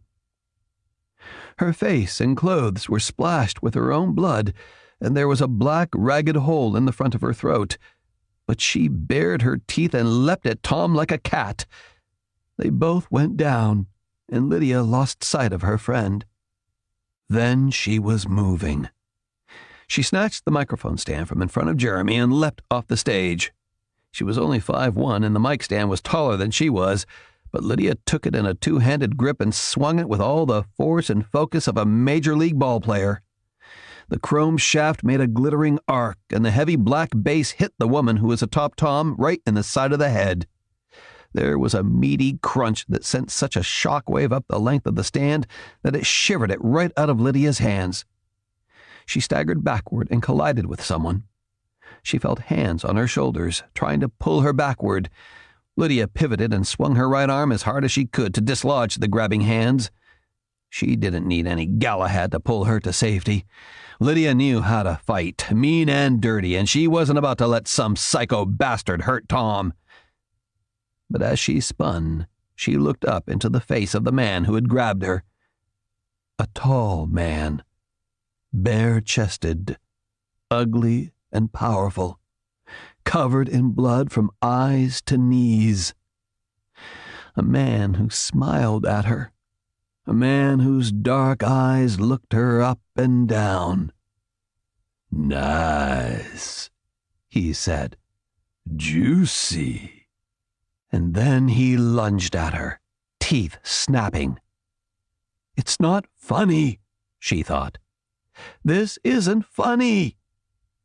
Those were her last thoughts, and then all she saw was a big black nothing. Chapter 116. Doll Factory Road, Stebbins County, Pennsylvania. It was too dark down in the hole, and there were too many monsters, so Billy Trout fought his way back to the surface. He came awake with a cry. For a moment, he did not know where he was. The world seemed to be moving. The ceiling was low and curved and seemed to be made out of metal. He heard voices, prayers, and whispers. People crying with dry, broken sobs that seemed to cling to the ragged edge of sanity. Other voices, younger and more plaintive, called for mothers and fathers and were not answered. One voice kept repeating the word no in a relentless monotone. Pain was the next thing Trout became aware of. Intense pain, and in many places. His nose, his chest, his ribs, his shoulder. Oddly, his back no longer hurt, as if somehow whatever had been dislocated before had slid back into place. What a small and random mercy that was. It felt cheap and out of place when so many others were so badly hurt and needed comfort more than he did. A shape moved above him, and it took Trout several seconds to focus his eyes. Woman shape, blonde, haggard, filthy, beautiful. Des, he breathed. Des Fox bent and kissed his forehead and his eyes and his lips. Then she bent and whispered into his ears, "Don't ever leave me, Billy Trout. Don't you dare." He constructed what he hoped was a smile. "Not a chance." The bus, for that's now what he realized it was, jounced and bounced as it rolled. Trout tried to sit up and nearly passed out again. He took a ragged breath and tried it again, this time with her help. "Where are we?" "Center of town," she said. "Doll factory." Trout saw Sammy Mora sitting with Gypsy near the front of the bus. They sat in identical postures, forearms on knees, heads bent. In weariness or defeat? No, he realized. In grief. "Moonshiner?" Trout asked quietly. Des shook her head. "No. Oh, damn. We lost Uriah Piper, too. And Mrs. Madison. 10 others." He closed his eyes, not wanting to see the way those words twisted her mouth. "Any of the kids?" "No," she said. Tears cut silvery scars through the grime on her face. "We saved the kids, Billy. We saved them." Chapter 117. Pittsburgh, Pennsylvania. You've heard of asking for a hand in marriage, Homer but Gibbons what about said, a paw? "You get it That's all the done. situation in a You remote village upload all in the India, film we where a did, young woman the is interviews marrying and a such. stray dog to ward off Everything," evil. The unusual said wedding was Goat organized weakly. by the parents of 18-year-old Everything's bride out there. Mangli Munda to a dog named It was Shanu. true. All of the video files had been uploaded to YouTube, with crosslinks on Twitter, Facebook, and other social media. Goat could only imagine the feeding frenzy. He had also sent Volker's notes out. By now, it had been received by thousands and thousands of news sources. He even sent it to the White House, the CDC, and the Department of Homeland Security. Maybe it would do some good. But he had his doubts. While he waited for Homer, Goat checked the online news services. Lucifer 113 was already spreading beyond Stebbins. The president was set to address the nation, and the emergency broadcast network had replaced most of the regular stations. This was it. This was the actual end. Volker had called it a doomsday weapon, and tonight was the first night of the end of the world. Goat was sure of it. He was certain for 2 reasons. First, because of the news stories of the infection spreading. He didn't know, nor apparently did the reporters, whether the viral outbreak, as they were calling it, could be contained and eradicated. Maybe it could. There were some pretty extreme measures the government could take. The other reason Goat believed that the doors to hell were swinging open, the reason that filled him with true despair, was the insight he'd had while waiting for Homer to come out of the comedy club. It was a process. It was an analysis of character motivation, and Goat dissected it the way he would with actors playing roles in a movie. His training, after all, was movie direction. "I think I understand now," said Goat. Homer grunted. "What?" "I understand. I get it." The killer glanced at him. "What is it you think you get?" "Your plan." "My plan? I don't have a plan." "Okay. Let me put it another way," said Goat. "I think I understand what the red mouth is telling you to do. I think I can envision what the black eye wants everyone to see." Homer smiled. It looked like a genuine smile, too. "You had a vision?" "Not exactly." "Then what? Did the red mouth start whispering in your ear?" "Maybe," said Goat. "It sort of came to me." "What do you mean? What are you seeing?" "You're just going to drive across country, stopping every once in a while for a bite, and then keep going. You want to spread this thing as far and as wide as possible. You want to kill the whole fucking world, don't you?" Homer thought about it for a while as they drove on through the rain. "Yeah, that about says it." "Is any of that stuff about the meek inheriting the earth true? Was any of that what you believe, or was it all bullshit for the camera?" Homer's smile was slow and sly. "Does it really matter, boy?" "I need to know." The lights of the big rigs in the opposite lane illuminated Homer Gibbon as he smiled again and shrugged. "Wait, that's it?" demanded Goat. "You put me through all this shit and then you brush me off with a fucking shrug?" "What's it matter to you?" asked the killer. "It's all gonna work out the same whether it's true or not." Goat made a disgusted sound low in his throat. "Dr. Volker told me what I am, and you know what that is, don't you, boy?" Goat said nothing. "I'm a fucking zombie. I'm already dead. You ever wonder why I move like I got arthritis? You don't know your basic medicine? I got rigor mortis. That means I'm already rotting. I may hear the red mouth speak to me, but when I look into the future with the black eye, you know what I see? I see me fucking dead and gone, motherfucker." Homer suddenly struck the steering wheel with the heel of his palm. "That's what I fucking see. Me dead. So I figure, what the fuck? I might as well turn this into a party town. If I gotta go, then everybody's gotta come with me. Every fucking buddy. And yeah, to answer your question, I do believe. And what I believe is that life's a bitch, and then we all fucking die. But not alone, boy. Not alone." Homer punctuated his remarks with a brutal laugh, totally without mirth or humanity. A dead man's laugh. A killer's laugh. "It's the end of the world, boy. Just like the song says. And you know what? I feel just fine."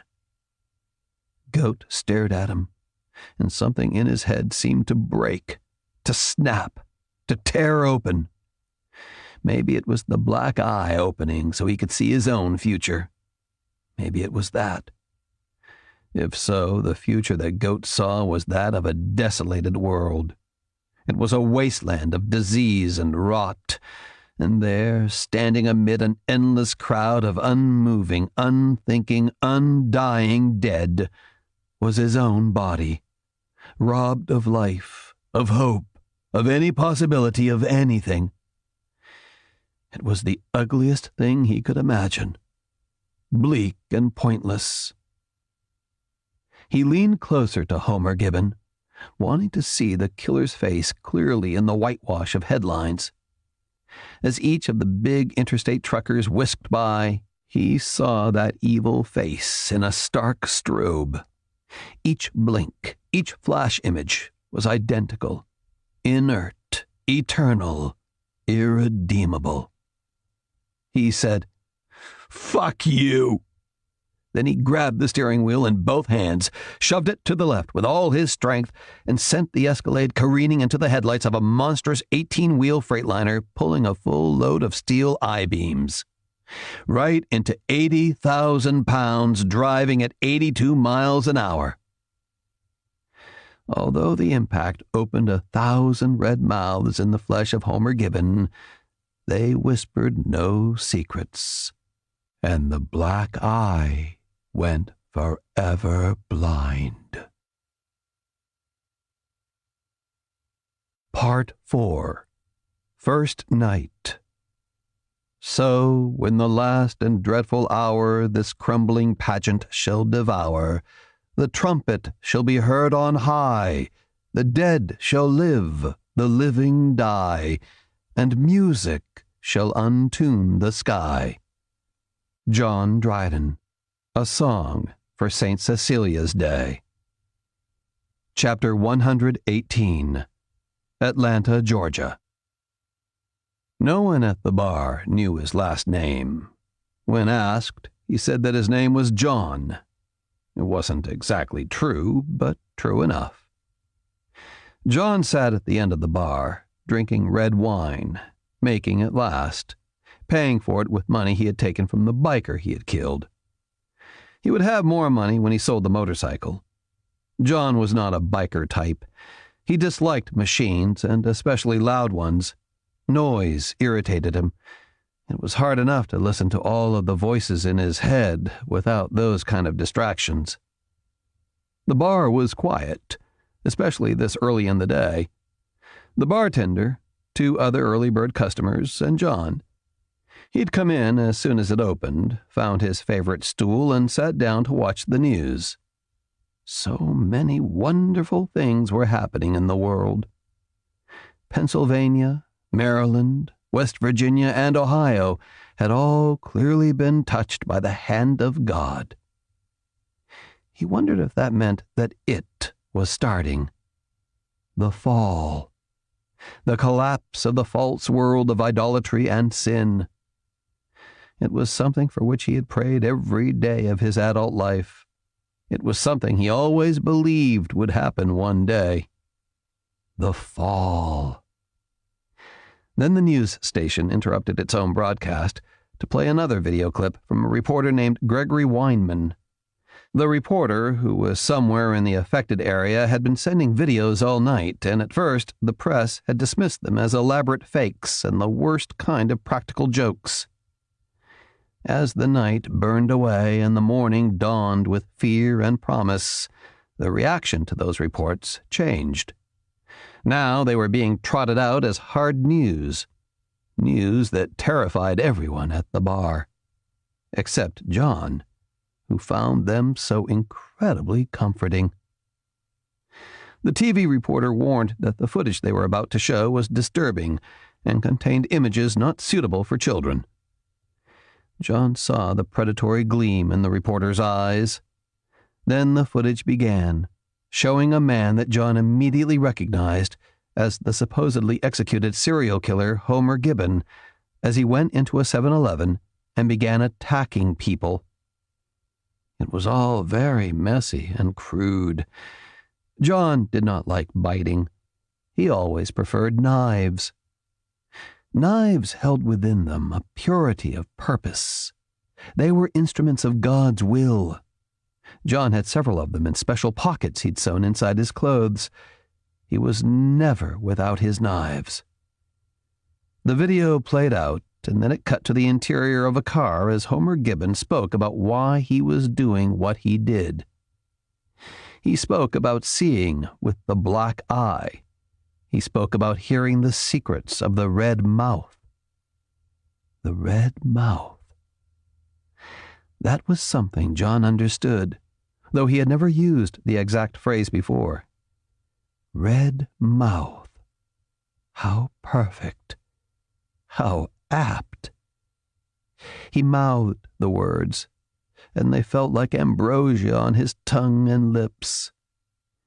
He knew right then that he would forever use those words to describe what he, in his holy purpose, had done so many times and would continue to do if God willed it. Then Homer said something else that struck to the very core of John's personal faith. In the Bible, Jesus talked about how the meek were going to inherit the earth. I forget where he said it, but it was important, and I think this is what he was talking about. The way people are when they wake up after I open the red mouths in their flesh. Yes, said John. He said it a little too loud, a bit too emphatically, and the two other patrons turned to him. What? Asked one of them. You agree with that bullshit? John said nothing. I asked you a question, demanded the man, sliding off his stool. I have friends in Pennsylvania. I have some family there. John considered how to play this. He could construct a response that would dial the man's outrage down to a simple misunderstanding. He could do that because he had done that sort of thing many times before and with sharper people than this. He had managed conversations with psychiatrists and parole review panels.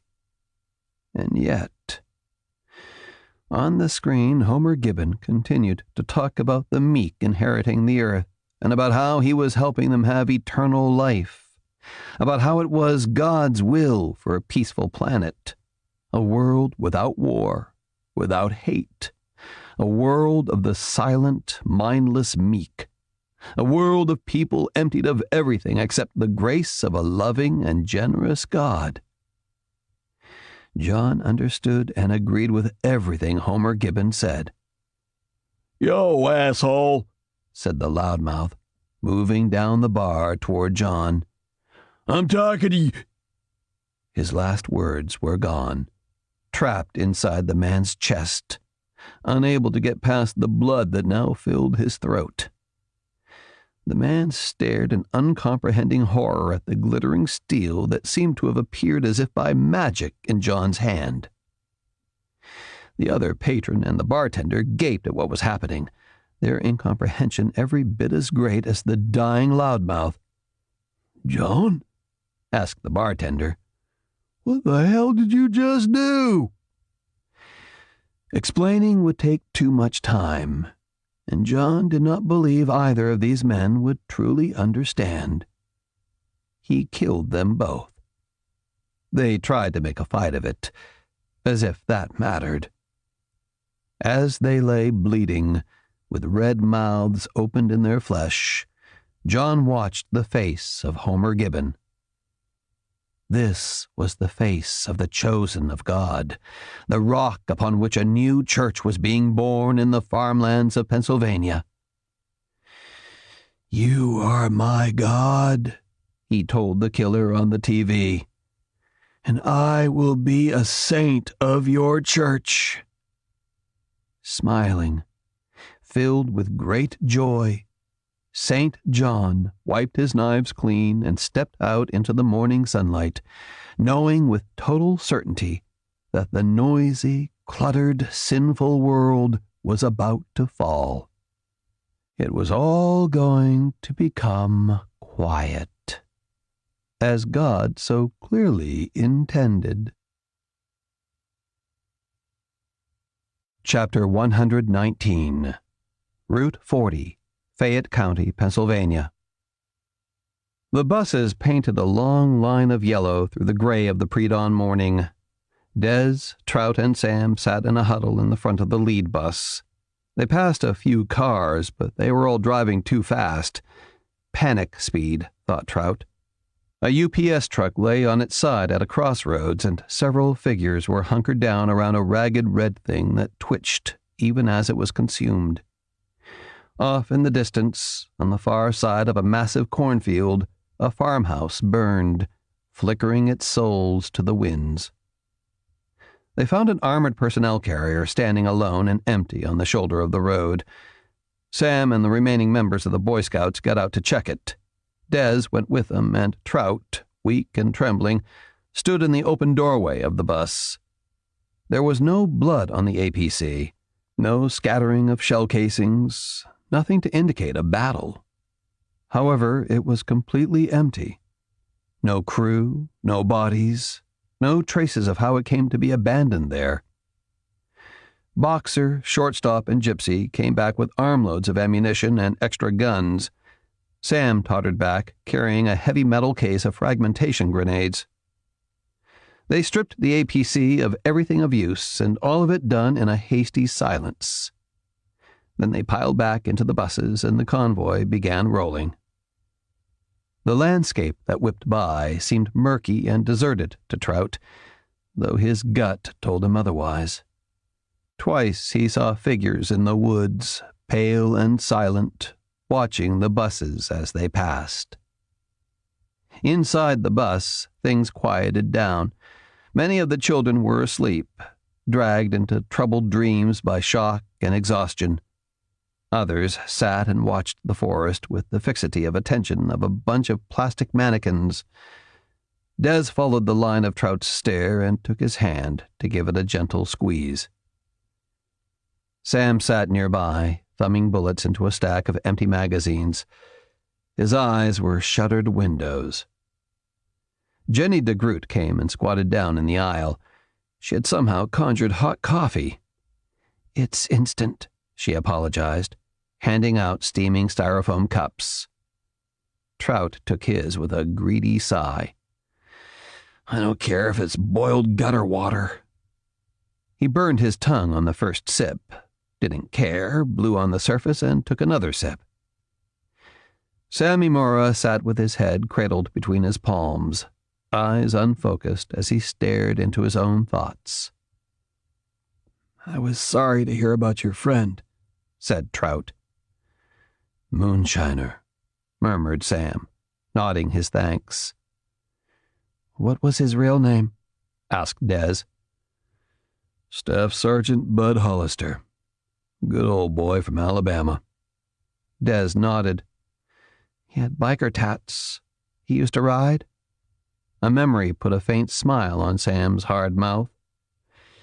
"He rode with the outlaws before he moved from Bama." "Rough boys," said Des. "Very. He rolled out with them when he was 16, lying about being 19. He was with them until just before his 18th birthday, then got arrested for some petty stuff. Judge offered him a choice of jail or enlistment. Not that he stopped kicking ass and taking names as a soldier. Running joke was that he had Velcro on his stripes because he kept losing them." Trout cleared his throat and cut a look at Des. "Oh, lots of that going around." "Bite me," muttered Des. "You can live small and boring, or you can go and tear a piece off for yourself." Sam grinned.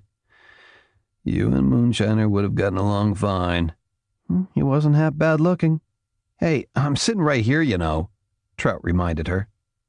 Des ignored him. She held out her cup. "To Bud Moonshiner Hollister, a true American ass-kicker." "And a good man," added Sam, touching his cup. Trout did the same, and they drank in silence for a while. "After we get to Asheville," asked Trout, "what will you do? Stay there or go back?" "Back is a relative term. I'm not part of the regular army, so I don't have to report back. I'll stay in touch with Scott Blair, and if he needs me to do anything special, something that could help, then I'll do that." "And if there's nothing you can do?" Sam shrugged. "My family is in Central California. Dad and stepmom, brother who's 20 and in the police academy, and a stepbrother who's 18 months old. Dad's a cop too, but he's getting up there. Been driving a desk for the last 10 years. Mom's an ER nurse. If this thing continues to spread, then I'm going to want to get to them and help keep them safe." "I hope it doesn't come to that," said Trout, and Des nodded. Sam made no comment. The conversation dwindled down to a shared moody silence. Trout stared out the window as he sipped the last of his coffee. Then he frowned. "Hey," he said, "I thought we were going to North Carolina." "We are," said Des. "Then why did we just pass a sign for Fort Necessity? You planning on visiting a historic battlefield during a flight to safety?" "I don't know, Des. I doubt the gift shop is open this early." "We're not going to the fort," said Des irritably. "We're going to Sapphire Foods. It's a mile past the fort on Route 40. I told you about it. The big food distribution warehouse." "Ah, yes, the one where your ex-boyfriend works, if he's still an ex-boyfriend." "Don't start, Billy."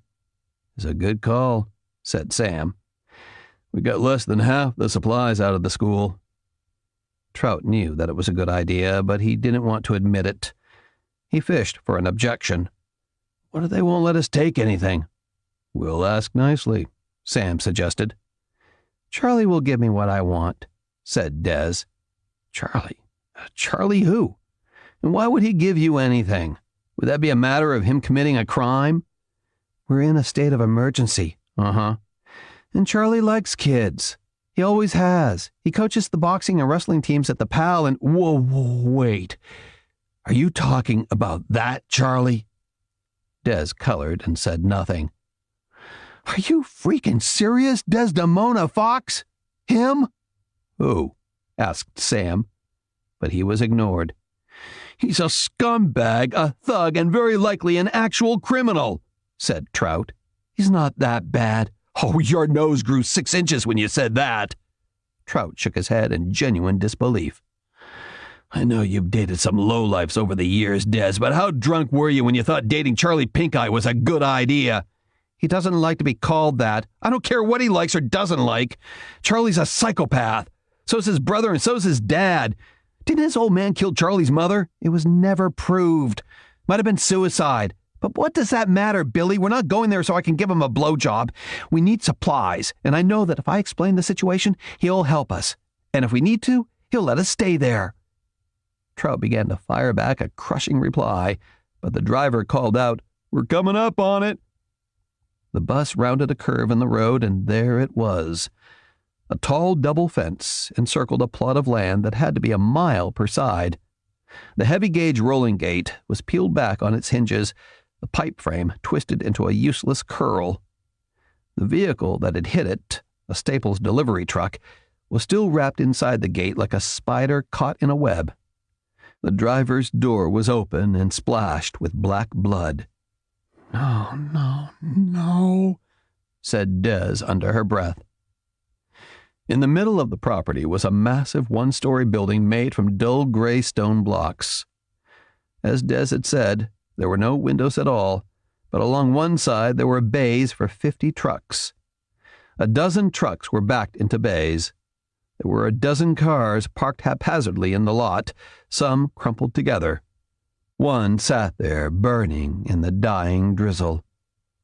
"Oh, shit," breathed Trout. There were zombies everywhere. Dozens of them. Chapter 120. 151 First Side, Fort Pitt Boulevard, Pittsburgh, Pennsylvania. Alex J. Berman stood on the balcony of his high-rise apartment and watched Pittsburgh burn. His wife held his hand, and her grip was like a vice, so tight that he knew she would never let go. Never. Screams rose up from below, and Alex bent forward to look down.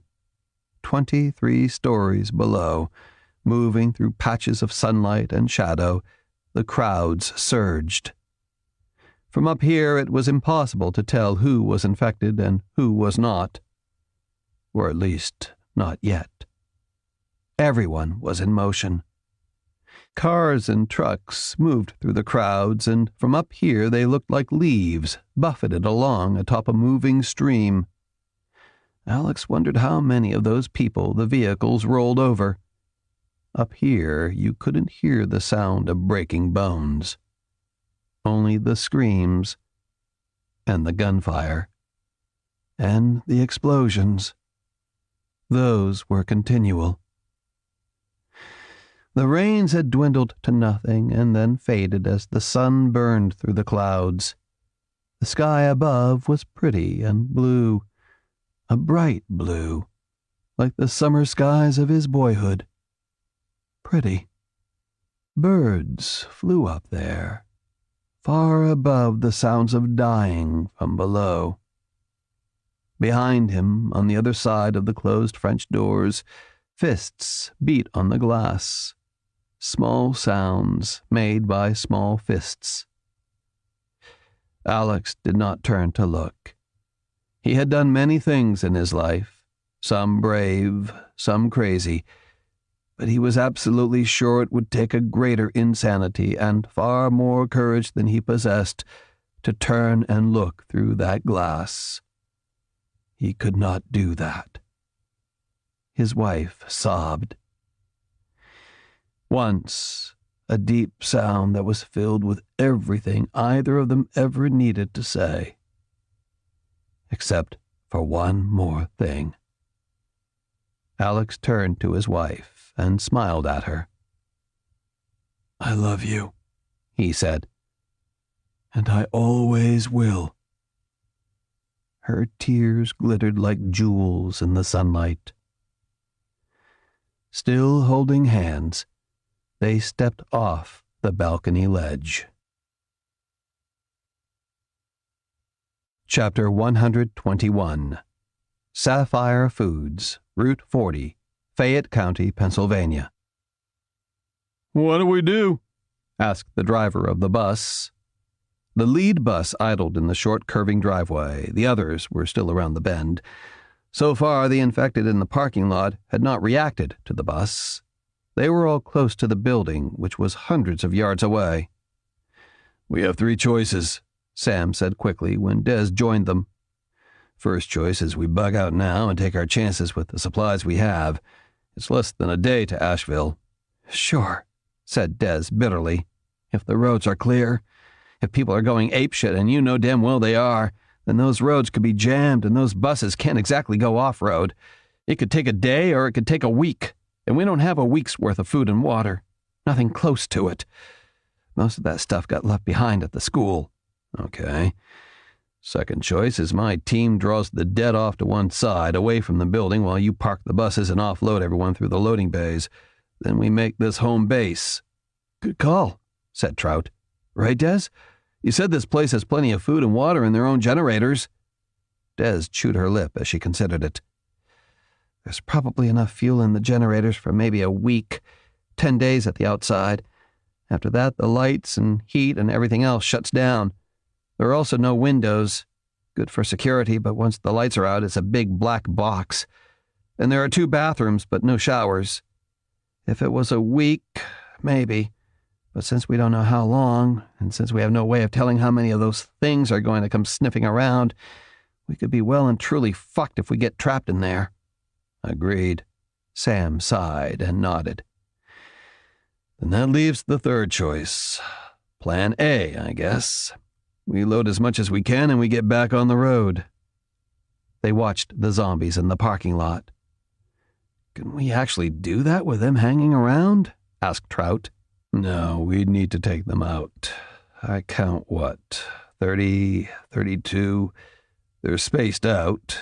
We can take them down." "And how many more will come looking to see what all the shooting's about?" Sam nodded. "Which means we need to work mighty damn fast." "Hey," said Trout, snapping his fingers. "You Black Ops guys do assassinations and stuff, right? Don't you have silencers?" "First," said Des impatiently, "they're called sound suppressors." "And second," said Sam, "we didn't bring them because this wasn't that kind of job." "Oh." Trout felt foolish, but then something else occurred to him.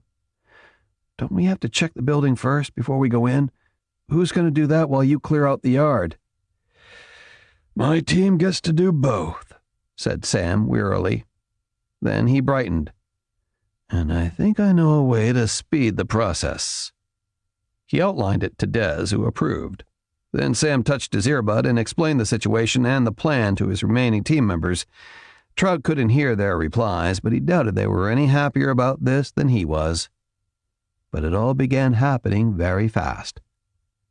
Des told the driver of the first bus to go into the lot. The other buses followed. Sam jumped out and began walking alongside the bus, which proceeded at a pace slow enough to keep pace with him. Boxer, Shortstop, and Gypsy did the same. The plan was simple. The buses would enter, cut right, and follow the inside of the fence all the way around the building, staying so close that none of the infected could get between the fence and the buses.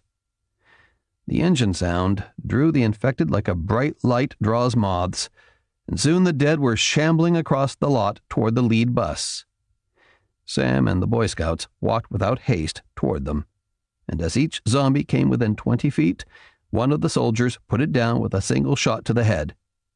It quickly became a rhythm, easy and mechanical. Though to Trout, watching from the lead bus, there was a different kind of horror to this.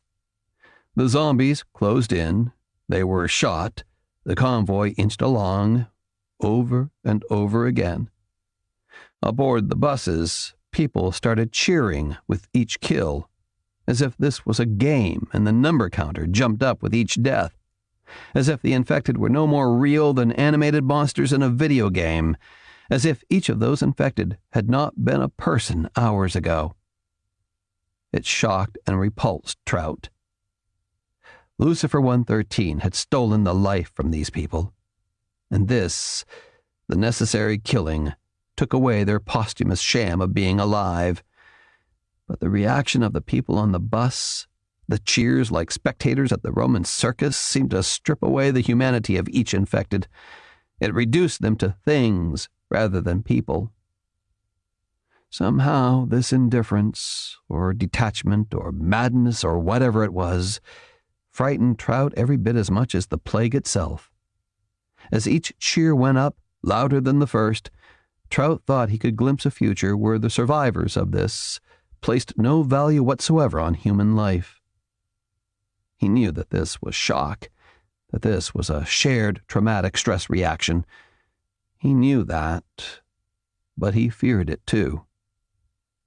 It took over an hour to clear the parking lot. It seemed like a year to Trout. When it was over, Shortstop peeled off and headed to the open gate to stand guard. At Dez's direction, the entire convoy of buses circled the huge building. Dez and Sam pressed their faces against the windows so they could examine the building. Along one section of wall were slots for employee cars. First in the line was a mint-condition 1967 fire-engine red Pontiac Le Mans convertible. Trout knew that car all too well. It belonged to Charlie Mathias. The other cars and pickup trucks were unknown to him. "Looks intact," she said after they finished appraising the building. Then she reached out and tapped the bus driver on the shoulder. "Think you can back this into one of those bays? Drove a tractor my whole life," said the man. "I can park this in a phone booth." He was as good as his word, turning in a good angle, spinning the wheel before shifting, watching the mirrors, and sliding down the slope to a gentle stop against the heavy rubber fender covering the base of the load bay. Des went back to make sure the door would open and found there was a half-inch of clearance. She closed the door, though, and made sure it was locked, then hurried back to rejoin Trout. The other buses began imitating the process of backing into the bays. Most were able to manage it, but after a couple of them failed to do it, the driver of Dez's bus went trotting out to help them. Des exited the bus and waited on the deserted loading bay until Sam, Boxer, and Gypsy joined her. Trout lingered in the open doorway, feeling enormously useless. Des had 6 extra magazines for her Glock, and thanks to the APC they had looted, she had a second 9mm tucked into the back of her belt. Sam had switched from his sniper rifle to a more practical M4, and he had magazines tucked into every pouch and pocket. 6 grenades were clipped to his harness. "What's the call, boss?" asked Gypsy. Sam nodded to the service door at the far end of the bay. We knock and let Des negotiate with her friend, Charlie Matthias, if he's still alive. She believes he'll allow us to stock up, given the situation. And if he doesn't? Asked Gypsy. Des shrugged. I like the guy, she said, but I'm not married to him. One way or another, we're rolling out of here with food and water. Not really interested in taking fuck you for an answer. Boxer held out his fist and took the bump. Gypsy, said Sam, watch our backs. They moved away from the buses, running lightly, weapons up and out. Trout noticed how smoothly Des fit in with the Boy Scouts, like she belonged more to their world than to any other. In a moment of irrational jealousy, he wondered what would happen if Sam Imura and Des had to work together for any length of time. Trout did not like his chances in a competition with that man. Not in combat and not in romance. Sam was everything Des liked. He was strong, confident, capable, and decent. Fuck, Trout murmured. Then he added, Billy Trout, you are a total damn fool. Chapter 122. Town of Stebbins, Stebbins County, Pennsylvania. Jake DeGroot drove through hell. That was the only way he could describe what he was seeing. The whole town of Stebbins was in ruins. There was death everywhere, but not enough of it was lying down. People, as torn and vacant as the three girls that had attacked Burl and the others, wandered through the streets. Many of them turned toward the sound of the front-end loader. Some even ran at it and tried to attack it. At first, Jake tried to avoid them, but the machine wasn't fast or nimble enough to zigzag through the crowd. He understood more about what they were now. On the slow ride here, he had put on headphones and turned the radio all the way up and listened to someone from the government say crazy things about a plague. A plague. A disease that made people murder each other. It sounded plausible, though Jake knew it was much worse than that. Even so, he didn't want to hurt anyone. Not unless he had to. Not unless there was no other choice. He ran out of choices on the way to the Stebbins Little School. By the time Big Bird was rolling down the road that led to the front gate, the way was clogged by victims of the plague. Unable to go around them or evade them, he took a breath, cursed God, and drove over them. The only mercy he received was that the engine noise was so loud he couldn't hear the crunching of bones. So many bones. He turned away from the biggest mass of them and plowed right through an open stretch of fence, rolled across the parking lot past empty school buses, looking for some sign, some proof that Jenny and the others were still safe inside the school. Then he rolled to a stop, idling, staring at two things. The first was the open doorway of the school. The infected wandered in and out, and Jake recognized some of the teachers among them. It came close to breaking his heart. Then he saw the second thing, words written in brown spray paint on the red bricks of the school wall. It was a message about who had been here at the school, about how they had left, and about where they were going.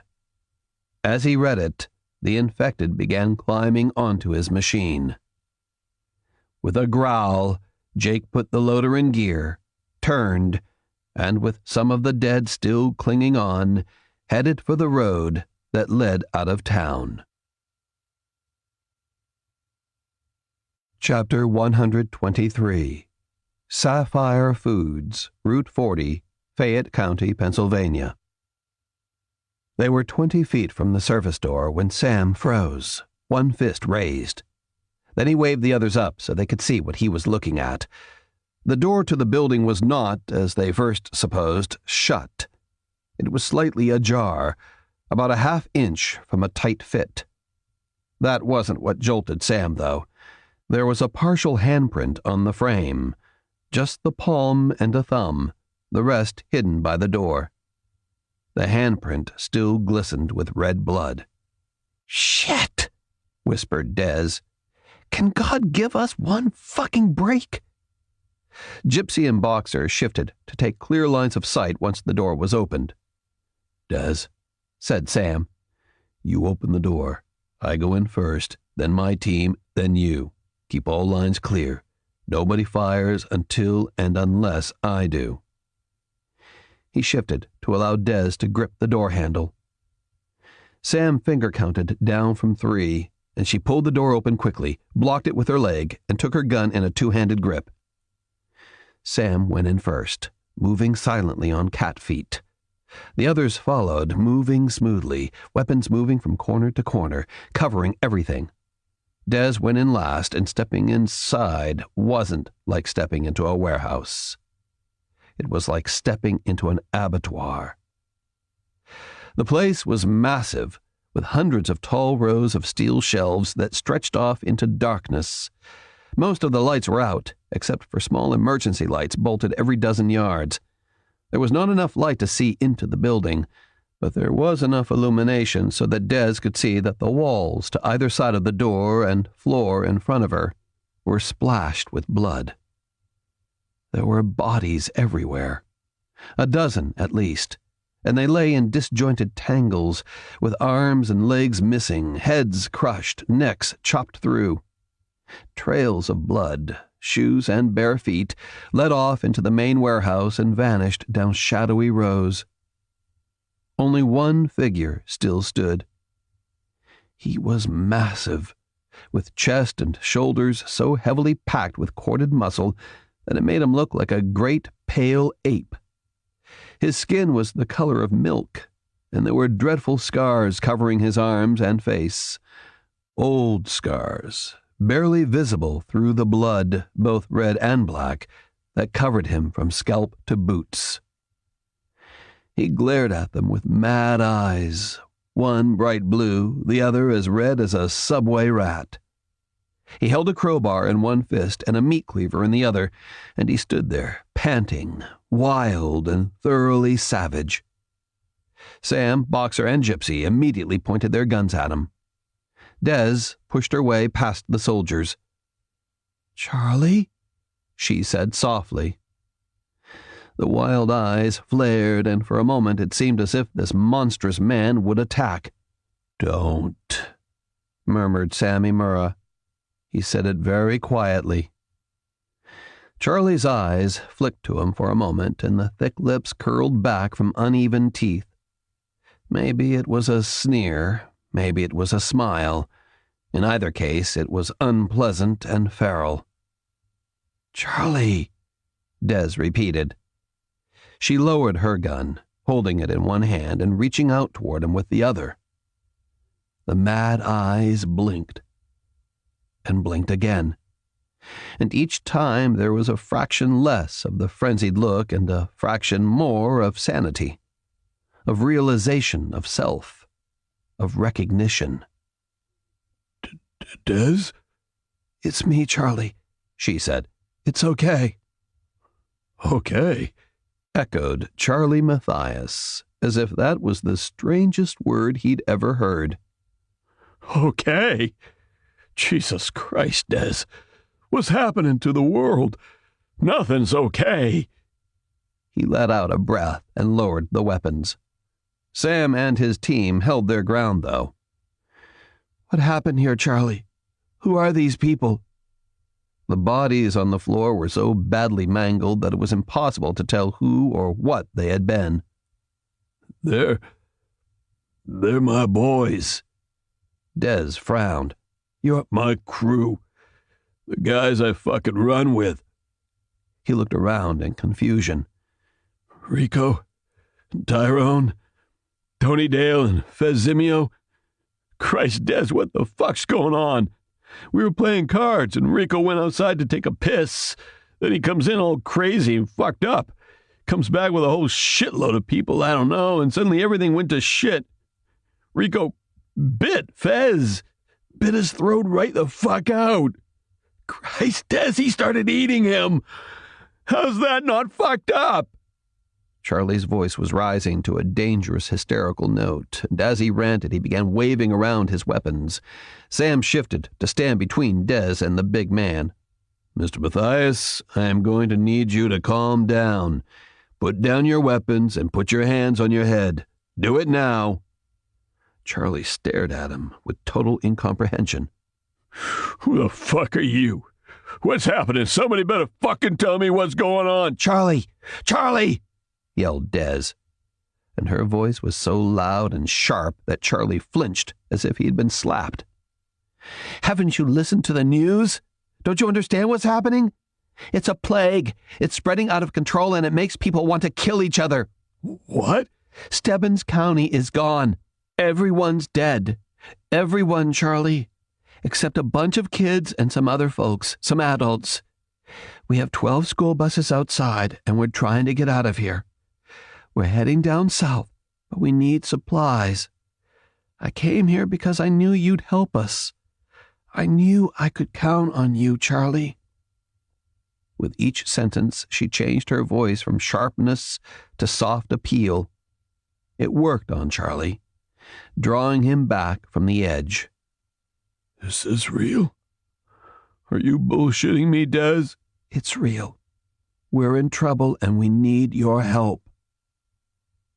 He looked down at the weapons he held, considered them for a moment, then let them fall. The clangs they made echoed through the building. Boxer, Gypsy, said Sam. Do a sweep. Stay together and make it fast. They moved off, each of them throwing Charlie ugly looks. Mr. Matthias, said Sam. Were you bitten? Huh? Me? Well, no. Not that they didn't try. Christ. Fez chewed on my boot trying to bite my ankle, and that was after I busted his knees and broke his damn back. How does that make sense? Des quickly explained the situation, compressing it into a few terse lines. Lucifer, Homer Gibbon, the outbreak, the parasites. When she got to that last part, Charlie bolted and ran for the men's room. They followed and stood in the doorway while Charlie stripped out of his bloody clothes and scrubbed his skin with hot water and soap, and then rubbed himself down with nearly a full bottle of Purell. Charlie was almost an albino, but he had some splotches of color. He rinsed his jeans and put them back on. The shirt was a total loss. "Clock's ticking," said Sam. "We need to—" And then Shortstop cut in via the team microphone. Sam held up a hand and used the other to touch his earbud. "What have you got?"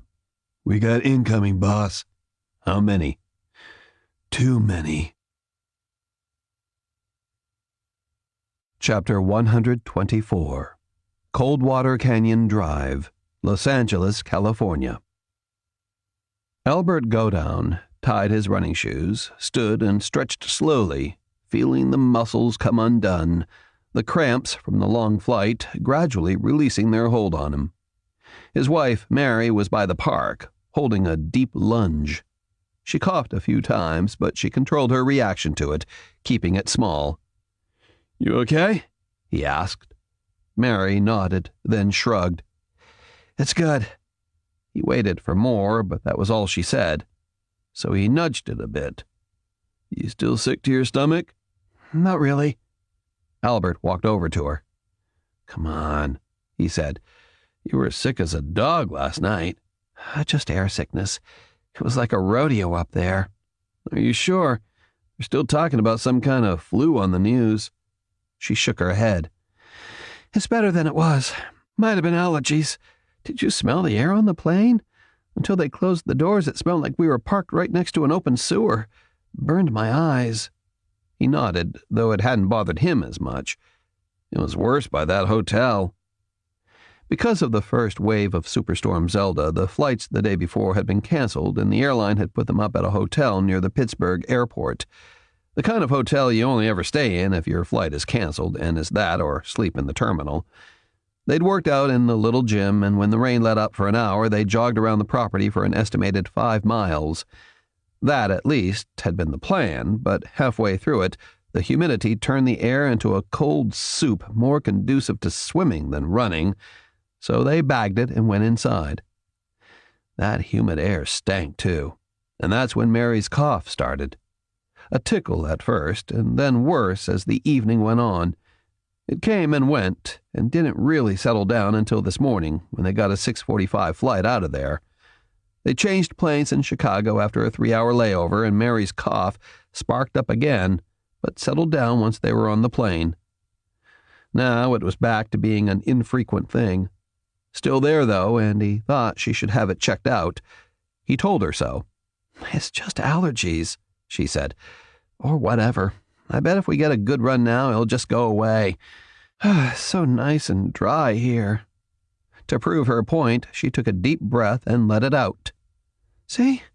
No cough." He shrugged, and they set off. They each wore headphones. Mary had her iPod set to one of her playlists. Albert could never imagine jogging to classical music. It seemed so counterintuitive to cardio. He usually listened to classic rock, or, as with today's run, the BBC News station. Better and less biased coverage than any of the domestic stations. But before they'd gone half a mile, he began frowning, and soon his run slowed to a walk, and then he stopped, touching an earbud to make sure he could hear everything. Mary ran on for half a block before she realized she was alone. Then she circled back. "What is it?" He pulled one earbud and gave it to her. They listened together as the BBC reporter talked about an outbreak of a disease that was so dangerous that the military was using force to stop those infected from leaving the quarantine zone.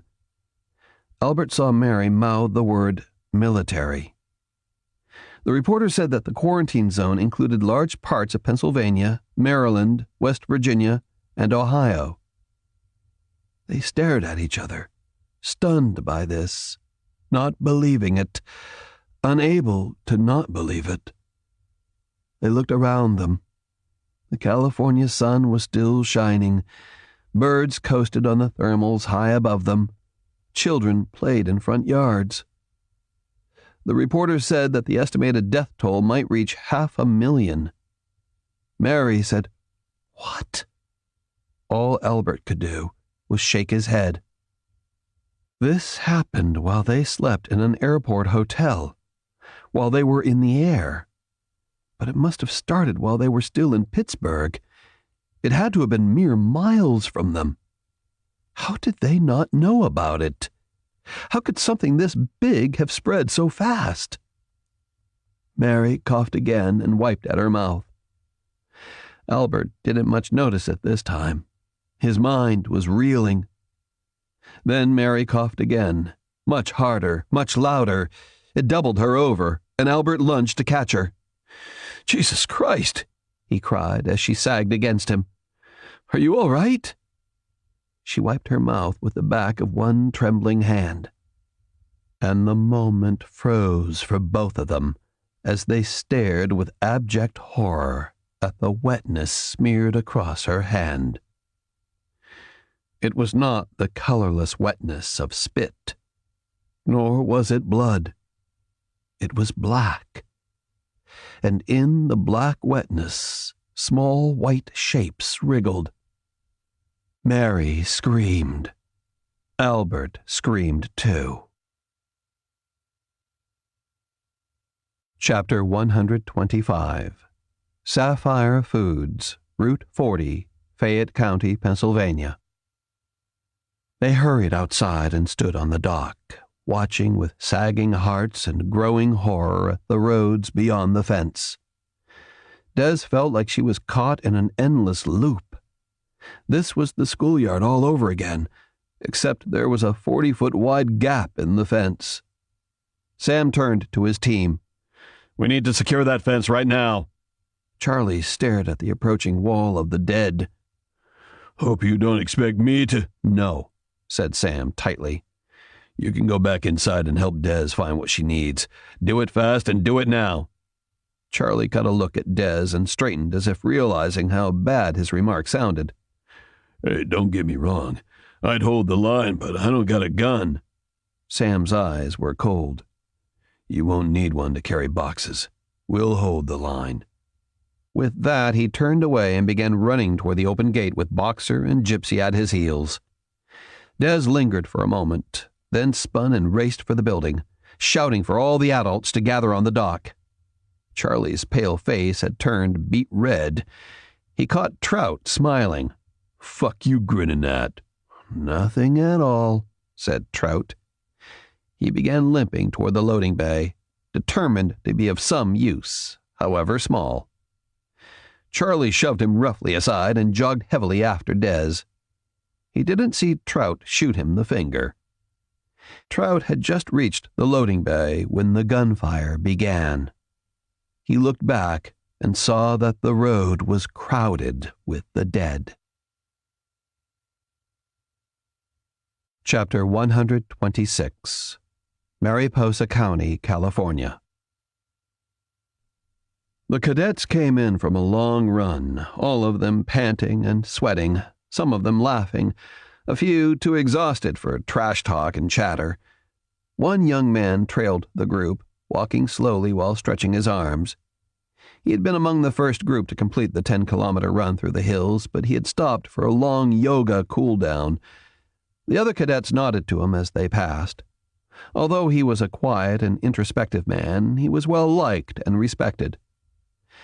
The day was beautiful, and even when the last stragglers had gone inside, he lingered to consider the fleet of white clouds sailing high above the mountains toward the eastern horizon. The birds of autumn sang in the trees, and the gentle breeze carried the scent of dogwood and California lilies. The young man smiled at the day.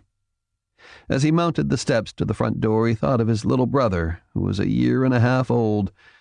Maybe he'd take him for a bike ride to a hummingbird garden. The kid would like that. His fingers were inches from the door when it suddenly swung outward so fast it nearly smashed his hand. The young cadet jerked his hand back as his friend, Jerry Buckley, came bursting out of the building.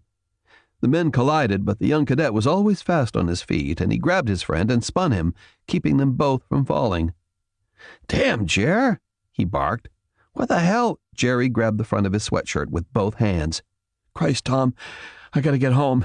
It's all going to shit." "What is?" "That thing back east. That plague. Holy shit, man, they're saying that they lost control of it. It's showing up everywhere." Jerry tried to pull away, but the young cadet, Tom, held him, kept him right there. "Who said this? The news?" "No," said Jerry. "They made an announcement as soon as we got in from the run. Everyone's getting changed and getting their shit. They're sending us all home. You should get your gear and get to your folks' place, man. This is all falling apart." "Slow down, Jer," said the young cadet. "That's the other side of the country." But Jerry was already shaking his head. "No, aren't you hearing me? It's everywhere. It's in L.A., yelled Jerry, pulling away. "At the airport. Jesus, Tom, it's already here." As if to punctuate his words, the air above them was torn by the grinding of helicopter rotors, and they looked up to see a wave of Apaches heading south. 4 big Chinooks followed behind them. Higher still, the contrails of jet fighters gouged white scars in the beautiful morning. Tom stared at them, and inside his chest, in the core of his heart, ice began to form. "God Almighty," he breathed. Jerry began backing away. "This shit is really going south, man," he said. "Get to your folks' place. They live in that gated place a couple of hours from here, right?" Tom nodded. "Sunset Hollow, up north. We'll tell everyone there to close the damn gates," said Jerry. He took an abrupt step forward and took Tom's hand. "Listen, brother, you take care of yourself, you hear? From what they're saying, this is going to get really bad. You do what you have to do to keep your family safe. You hear me? You do what you have to do." Then Jerry pulled Tom into a fierce, brief hug. He pushed him back, spun, and ran for his parked car. Soon other cadets were pushing their way out of the building, running. Then Tom was running too, into the building, down to his locker where his clothes and weapons and keys were. Then back out of the building, catching only seconds of the TV broadcast in the muster room. "I can see the city. Oh, my God! Pittsburgh is burning!" He had no memory of reaching his car, of starting it or driving it, but the radio, that he remembered. "LAX is under siege. SWAT and TSA agents have been overrun." Every account was hysterical. every account was worse. Another wave of helicopters thundered overhead. As he drove, Tom tried to call his parents. No one answered the phone. Not the house phone, not their cells. "Please," he begged, as he slammed the pedal all the way down, pounding the horn, tearing along the shoulder of the road, running red lights, spinning the wheel to avoid collisions with a handbreadth to spare, forcing other drivers to careen into each other to avoid him. "Please." Tom was not a deeply religious man. Not until then. All the way from the police academy to the gates of Sunset Hollow, he prayed with his whole heart and every shred of need, begging whatever powers there were to take this back, to make it not real. Los Angeles was 300 miles away from where his parents lived in their quiet home behind high walls in Mariposa County. Chapter 127. Sapphire Foods, Route 40, Fayette County, Pennsylvania. They worked in frenzied silence. The bodies of the infected Charlie had killed had been dragged into a corner and covered with a tarp. Big rolls of plastic had been spread over the bloodstains so that nobody tracked black blood onto the buses. Charlie went up and down the aisles with Des, with Trout limping along behind. It irritated him that Charlie was suddenly so helpful and conciliatory. Trout knew that the big man was trying to make up for his moment of weakness outside and maybe for being crazed out of his mind when they arrived. Trout could easily forgive Charlie for that part of it. Under the circumstances, anyone who had the good sense to go completely mad was doing themselves a favor. What Trout didn't like was Charlie being Mr. Friendly. He knew about the man and about the whole Matthias family. Some folks liked them because they were funny and, in their own strange way, charismatic. A lot of people feared the Matthias clan because they were every bit as dangerous and unpredictable as they appeared. Trout detested them and always had. He had done too many news stories in which one or another of that family were suspected of a crime, and those crimes ranged from domestic violence to grand larceny to murder. Lots of arrests, but never a single conviction. And yet Des not only liked Charlie, she used to date him, if one can actually date a simian subhuman. Other, less polite words occurred to Trout than date. Even with that, Trout had to admit, however grudgingly, that Charlie was a big help. His knowledge of the warehouse and its contents shortened the process tremendously. Then Jenny DeGroot came running to find them. "Des!" she cried as she tore along one of the rows. "What's wrong?" asked Des, hurrying to meet her. "That soldier, Captain Imura, he's in trouble. You'd better come quick." Des blew past Trout and raced for the door. Charlie was right with her. By the time Trout managed to hobble to the loading bay, the sun was above the horizon and the long night was over. But the nightmare was not. The dead were inside the parking lot. And there were so many of them. Far too many. Boxer, Shortstop, Gypsy, and Sam were walking backward, firing as they retreated. They killed a lot of the dead, but it wasn't even making a dent in the seething mass of infected. "Oh, my God," whispered Jenny, her hand covering her mouth. "Where are they all coming from?" Trout shook his head. Jenny asked another, even more destructive question. "How bad is this?" Trout whirled. "Jenny, get everyone on the bus. Tell them to drop whatever they're carrying and get on the damn buses. We need to get out of here right now." Then he was yelling and grabbing teachers and parents who were standing and watching with slack jaws and horror in their eyes. He shoved them toward the buses. "Get the engine started," he bellowed. "Pull out of the bays and get into a line.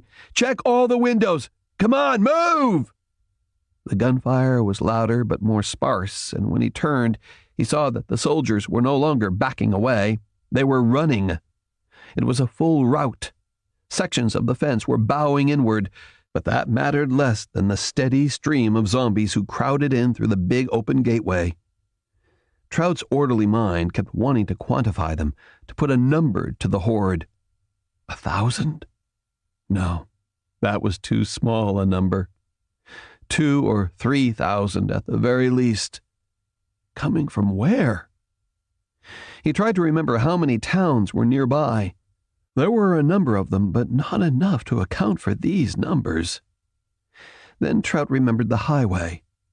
All those cars, all those travelers. Had something happened to block the highway? And had the lines of stopped cars become a feeding frenzy? He didn't know and probably never would, but it was the only thing that could account for there being so many people here. So many dead people. Not all of them were slow. Some of them ran like sprinters, cutting ahead of the slower zombies, racing to try and tackle the soldiers. They ran so fast that it sometimes took 2 or 3 shots to bring them down. That gave the slower ones more time to stagger forward, and it wasted bullets. We're all going to die, thought Billy Trout. The last of the adults were piling onto the buses. "Des!" screamed Trout.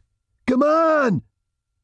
Des Fox stood halfway between the loading docks and the front rank of the living dead, firing her Glock, dropping empty magazines, swapping in new ones, firing, reloading, firing. All the time she did this, she screamed. Rage and terror. Charlie Mathias had a length of black pipe in his hands, 8 feet long and bent in 2 places. He'd run up to a gap between Sammy Morrow and Gypsy and swung the pipe with incredible power and ferocity. Infected were hurled aside like broken dolls. He hit and hit and hit, the massive muscles flexing under his milky skin. He, too, screamed. The bus engines roared to life, and the first of the convoy pulled out of the bay. The others woke up with terrible slowness and crept into line. All too slow, thought Trout. Too slow. He thought, in all the confusion, that he heard another engine roar over to his right. A different engine, but it vanished again. A hallucination, thought Trout, and he wasn't surprised that his mind was fracturing. He hobbled forward to where Des was reloading. "Get into the bus!" he shouted. She ignored him and slapped the new magazine into place, raised her weapon, but didn't pull the trigger. Instead, her eyes went as wide as saucers, and she said, "What the fuck?" Trout heard that strange engine roar again, and as he turned, he saw something moving beyond the throng of dead at the gate. It was big and yellow, and for a moment he thought it was another bus. Had they lost one on the way here? Had someone else come up with the same plan? But then the front of the vehicle seemed to lift. No, it did lift. With a sharp whine of hydraulics, it raised up as the machine smashed into the packed dead. The impact sent bodies flying, but some seemed to hang in the air. Then Trout realized they weren't hanging, they were clinging to something, to the part of the machine that had raised up. His mind fought to make sense of it. Then the machine turned and he understood. It was a massive piece of construction equipment. Bright yellow, washed clean by the rains and wearing a writhing coat of moaning infected, it was a front-end loader. Monstrous and bulky, improbably heavy, riding on 8 huge wheels, the machine crashed into the dead, rolled over them, ground them into bloody paste. The bucket rose, and Trout could see that it was completely filled with struggling dead. The driver tilted the bucket to let them fall, then brought the steel bucket down on top of them. The dead in the parking lot seemed to be caught in a moment of indecision. Fresh meat was in front of them, but their instinct to pursue noise and movement compelled them to react to the machine. Some of them left the chase and began shuffling toward the loader. The rest turned stiffly back and continued to chase Sam and his team. In that instant of indecision, though, Sam turned and ran, yelling to the others to move, to abandon the fight. Some of the faster zombies tore through the crowds in close pursuit. Des moved up to offer covering fire, and Charlie Mathias shifted into the path of 2 running infected. He swung his pipe at the knees of the first one, sending it crashing to the ground. The second tripped over it and fell, and before it could climb back to its feet, Charlie smashed its skull. Then 5 more of the fast ones broke from the pack and ran straight at Charlie. They were between Des and him. He was in her direct line of fire. Charlie flung his pipe at the leading zombie, pivoted like a dancer, and sprinted for the line of parked cars. Trout lost sight of him, and a moment later he saw Des turn away. Charlie had either made it to safety or not. The big front-end loader was still by the gate. The entire cab was covered in zombies like bees on a honeycomb, but the driver kept rolling forward, kept raising and lowering the heavy bucket. The movements were so erratic, though, that Trout couldn't tell if he could ever see out of the control cab. Des fired at the front rank of zombies as the soldiers reached her. Then the others turned, and suddenly they had a shooting line. They fired as they walked backward. The dead kept coming, and the gap between the soldiers and the infected was rapidly closing. 50 feet. 40. 30. Trout could see from the looks on their faces that they knew they weren't going to make it. That's when the first of the buses came hurtling past the line of shooters and plowed into the dead. It was a wonderful, heroic, desperate move, and it was absolutely the wrong thing to do. School buses are tough, but they are not built for head-on collisions with masses of people. The bus struck the wall of zombies and slammed to a stop. Everyone inside was thrown forward. The driver's airbag burst out and slammed the driver backward. The windshield cracked in 1,000 places. "Shit!" yelled Trout, and he began running toward the bus. Running hurt. Every step was screaming agony. He took that pain and ate it. He fed on it. He devoured it whole and used its fiery heat to drive his legs and propel him off the dock and around the back of the bus to come up on the side farthest from the zombies. He jerked the door open and saw that the driver, the farmer who had driven tractors all his life, was out cold. The airbag, designed to deflate after impact, was sagging. Trout grabbed the driver, hauled him out of the seat, shot the handle to close the door, and slid behind the wheel. Kids and adults were both screaming. Zombies were pounding on the cracked windshield. It was not going to last. He backed the bus up to get a better angle to go around the swarm.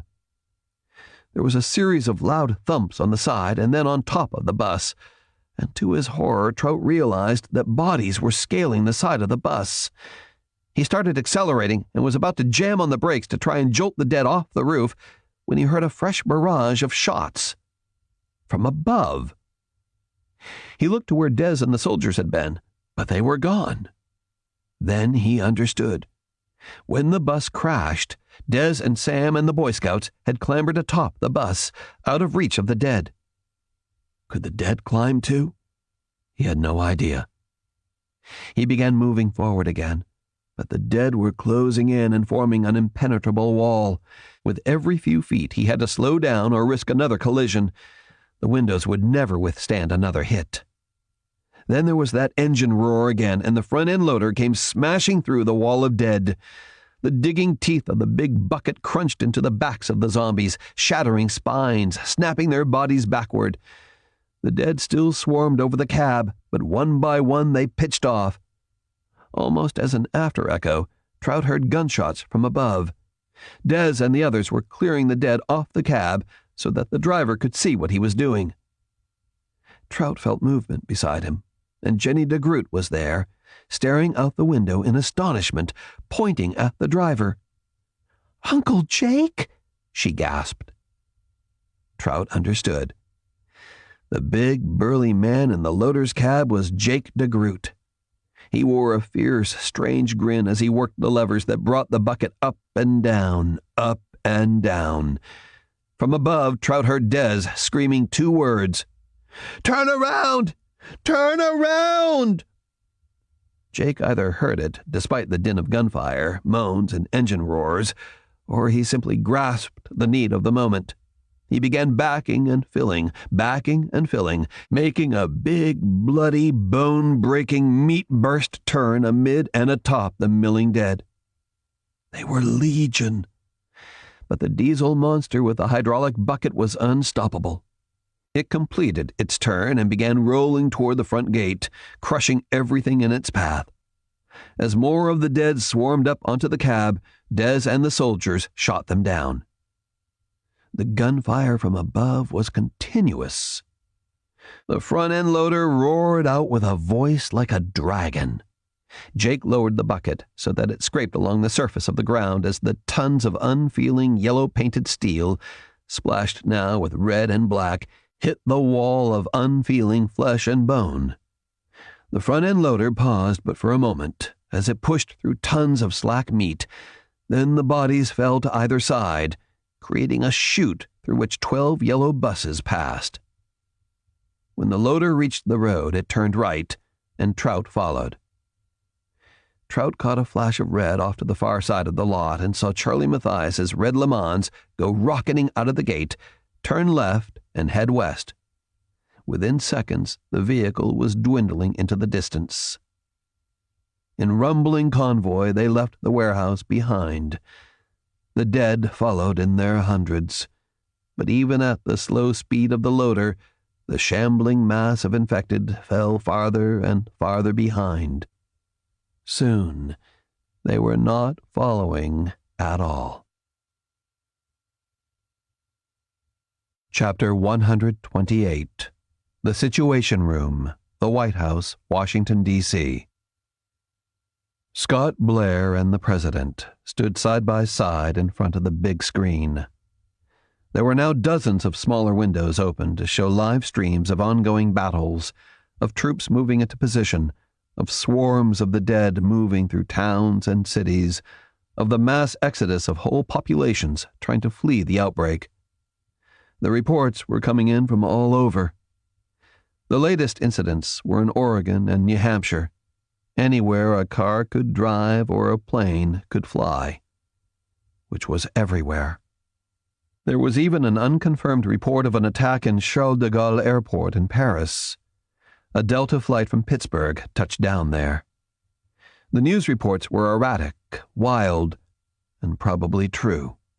England, Italy, Germany, and Russia had fighter bombers on deck, waiting for go orders to make preemptive strikes. Blair had no doubts that those orders would be given. Just as news stories went viral on the internet, infecting the world at the speed of social networking, so now could a biological threat spread globally at the speed of modern travel. Planes, trains, and automobiles, and wind. The devil was in the wind now, and the earth itself was exhaling the parasites into the global weather pattern. Soon Lucifer would be everywhere. An aide came hurrying over and handed the president a paper, which he read, sighed, and handed to Blair. It was from Dr. Price.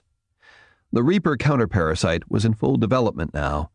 The first batches were being loaded into rockets for deployment over Pittsburgh. "We're going to use a monster to fight a monster," said the president. "How wrong does that sound to you, Scott?" "We have to try something. We have to try everything." "Yes, I suppose we do." One of the small windows showed an aerial surveillance feed of a line of yellow buses rolling through the forested hills of West Virginia. The president touched the image, brushing the vehicles with the tips of his fingers. "Oh, those children," he said. "The children of Stebbins and the children everywhere." "Sir?" "They will never forgive us for this," said the president. Blair's mouth was a tight and bitter line. Maybe they shouldn't. The door burst open and Sylvia Ruddy came running in, her face flushed, eyes wide with a fierce excitement. "Mr. President! Oh my God, Mr. President!" Chapter 129. Zabriskie Point Biological Evaluation and Production Station, Death Valley, California. All of Z Point had become a hive, filled with techs and aides and support staff who ran everywhere in a mad scramble to prepare all samples of Reaper and to kick the manufacturing process into high gear. Dick Price was the only person who stood still and silent. There was a big glass window separating him from the main production floor of the station. Everyone on the far side of that 3-inch thick glass wore hazmat suits. He was in his immaculate white lab coat. To his right was a bank of security monitors, and 3 of them showed exterior views of the helipad carved high onto a mountain, far away from any possibility of civilian ground or air traffic. A powerful Chinook was lifting ponderously from the pad. In the air beyond it were 3 more, waiting to land, waiting to offload viable organic vectors. A nice name for people who had been transformed by Lucifer into something else. The military kept bringing more of them here to Z-Point in the hopes that among the samples would be evidence of mutation or variation. Within mutation lay potential. Mutation suggested that Volker's monster was not unchangeable. Anything that could in time be changed could in time be understood and defeated. In time. Price felt icy lines of sweat trickle down his spine. 3 of the monitors had been switched to live news feeds. Pittsburgh was in flames. The whole city burning.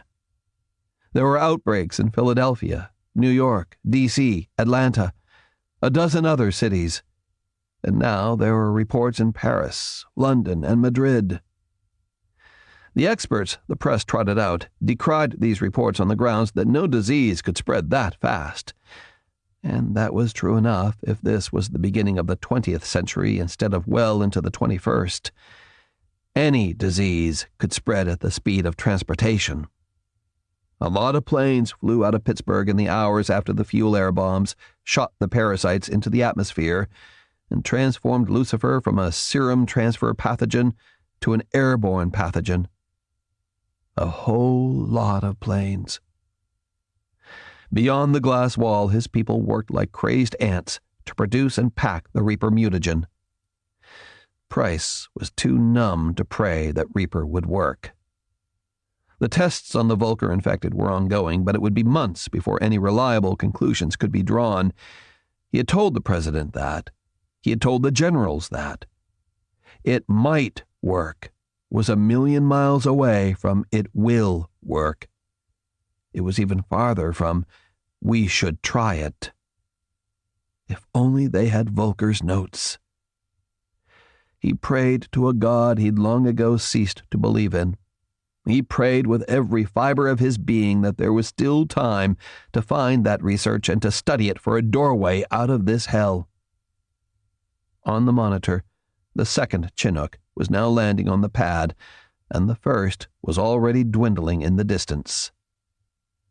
His cell rang, and it jolted Price out of his horrified daze. He fished it out of his pocket and saw that the scramble alert was active.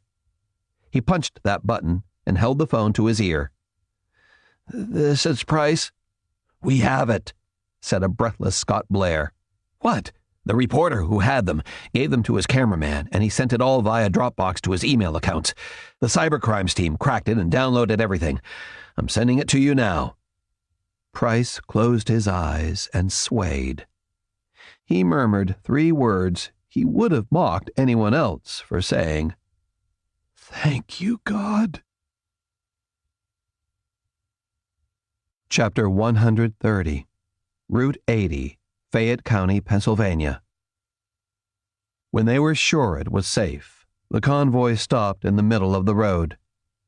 Trout nearly collapsed over the wheel. Strange, bad lights were bursting all around him, and he saw darkness trying to close in around the edges of his vision. He took several long breaths and gradually reclaimed himself. Jenny jerked the door open and went running toward the front-end loader. Big Jate DeGroot climbed down, snatched her up, and swung her around. She was like a toy in his massive arms. Their simple joy seemed to put a tiny swatch of color into the day. Behind him, children were snuffling and crying, with fear and, perhaps, with relief. Thumps atop the bus told Trout that Des and the soldiers were climbing down. He hauled himself out of the seat and staggered outside to find Des. She was the first to come down, and she ran to him and wrapped her strong arms around him. She was stained with gunpowder residue and sweat, and Trout could not help kissing her lips and her face over and over again. Then he held her as Gypsy and Boxer climbed down. Trout looked up, waiting for Shortstop and Sam. Waiting. "No," said Des, and there were tears in her eyes. Gypsy leaned her head on Boxer's shoulders, and they sobbed quietly together. He stared at her without understanding what she meant. "What? Wait, Des, where are they? What happened? Didn't you see? Back at the loading bay. See what?" "They died, Billy," she said wretchedly. "Both of them. We climbed up onto the bus, but they didn't have time. Those bastards were all over us.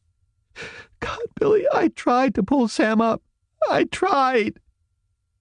She sobbed brokenly and beat on his chest. It hurt, but he did not care. Sam Imura? Gone? Trout didn't know how to process that. Imura was so tough, so capable.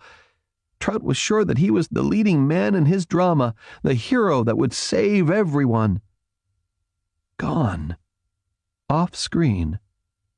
Simply edited out of the story. Shortstop, too. And Trout realized that he didn't even know the man's name. But Sam, even though the soldier had only been with him for a few hours, he'd become a friend. They trusted him. They knew him. Now he was gone, and Sam was gone. The heroes of the story were gone, and Trout had not even seen it. Somehow that was worse than if he had witnessed it. These men were simply gone from the world, dragged down, consumed. No, worse. Even now, the thing that had been Sam Imura would have risen. What was left of him would have risen. And maybe it had been part of that horde of things that had pursued the convoy. It was too horrible to imagine. It was all too horrible. Who would be the heroes now? He held on to Des, who was frayed and worn and nearly spent. Who was going to ride to the rescue now? While the sun burned through the last of the clouds and painted the landscape with yellow light, Des and Billy clung to each other and wept. Chapter 131. Zabriskie Point Biological Evaluation and Production Station, Death Valley, California. Dick Price and his senior staff sat in a silent line, each of them bent forward, their faces washed to a pale blue by the lights of computer monitors. On each computer, pages of data flashed by. Research notes, developmental procedure records, laboratory tests on animals, formulae, data on the transgenesis of a dozen parasites, dosage tables, biological warfare applications, modifications for use on death row prisoners, a complete medical history of condemned serial murderer Homer Gibbon. It was all there. All of it. 192,000 pages of information. Some of it was in Russian, some in Lithuanian, some in Polish, some in Latin, some in English. Some written in the hieroglyphics of molecular chemistry. Parts of the data were old, scans of handwritten documents dating back to the early 1970s. Other parts were very recent, as new as 5 days ago, which meant that it was 1 day before Homer Gibbon had been given Lucifer 113 instead of the drugs meant to kill him during the court-mandated lethal injection. 2 days before Homer Gibbon woke up in the mortician suite at Hartnep's transition estate. 3 days before the army dropped their fuel air bombs. 4 days before Pittsburgh was overrun and subsequently burned. 5 days before the mass outbreaks that turned Manhattan into a war zone, before Paris was carpet-bombed by the French Air Force, before the Prime Minister of Great Britain ordered all of the bridges spanning the Thames to be blown. 5 days before the Air Force began exploding missiles packed with payloads of raw Reaper over Philadelphia, St. Louis, Detroit, and a dozen other cities. Each bomb was precisely timed to detonate in the path of prevailing winds that would carry it over large portions of the most densely populated areas. That was today. The Reaper mutagen was in the wind now, and soon they'd all know if it would slow Lucifer's spread, or, if God had any mercy left for his children, stop it. Price's team had worked without sleep for days, reading Volker's information, making sense of what was clearly the work of a man who was both brilliant and insane. An actual mad scientist. Price had tried to laugh at that, to find one moment of comic relief in which the irony would vent some of the crushing tension, but he couldn't. When he had tried to laugh, he cried instead. Scott Blair kept calling, over and over and over again, demanding answers, demanding hope. Price's cell rang again, and Price snatched it up with a snarl and very nearly smashed it on the floor. Instead, he pushed the green button with a trembling thumb. Price. There was no immediate reply. Hello? The only thing he heard from the other end of the call was the sound of someone quietly weeping. Mr. Blair? Said Price gently. Scott? He heard a sniff, and then Scott Blair's voice. Price. Jesus Christ, what have you done? What is it? What's wrong? Before Blair could answer, someone screamed. Price and everyone turned away from their line of computers and saw one of the techs, a woman whose name Price couldn't remember in that moment, standing before the bank of TV monitors on the far wall. She wrapped her arms over her head and sank slowly to her knees. She kept screaming. Each of the monitors was set to local news in Philadelphia, St. Louis, Detroit, Los Angeles, Las Vegas, Minneapolis, Newark, Omaha, Chicago, and Miami. The cities with the largest populations where there were outbreaks. The cities most heavily hit by Lucifer. The cities over which Reaper missiles had been detonated a handful of hours ago. Until now, there had been a pattern to the outbreaks, a predictable speed. Until now, there had been a splinter of hope buried in Dick Price's soul. Until now. In those areas where Reaper was interacting with Lucifer, the rate of infection had shot up. The degree of murderous ferocity had doubled, tripled. The reporters on the ground were letting the pictures tell the story that they were no longer able, or perhaps willing, to report. The cycle of bite to infection, to death, to reanimation was now so much faster. Too fast. Way too fast. The infection was out of all control, out of any possibility of control. Reaper, inadequately tested, not at all ready for deployment, had been used by the military in a desperate gamble to introduce mutation to a perfect weapon. If something was perfect, then any change would, by definition, create flaws in that perfection. That was the logic, and it was as flawed as the science. Dick Price stared at the screen, and now he understood the last secret in Volker's science. The most important secret. Lucifer, for all its power and aggression, had not been perfect. Better than all generations before it, but far from perfect. until now. Until something allowed, even encouraged it, to mutate further. That one step further until it was, without doubt, perfect. Until Reaper. The phone fell from Price's fingers and shattered on the floor. The woman kept screaming. Everyone else began screaming.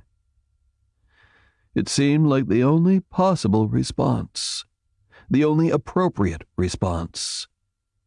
So Dick Price screamed too. Chapter 132, Route 81, near Hungry Mother State Park, southwestern Virginia. The traffic on the highway started off as bad, became worse, became impossible. Des and Trout crouched in the exit well and studied the road through the big windshield.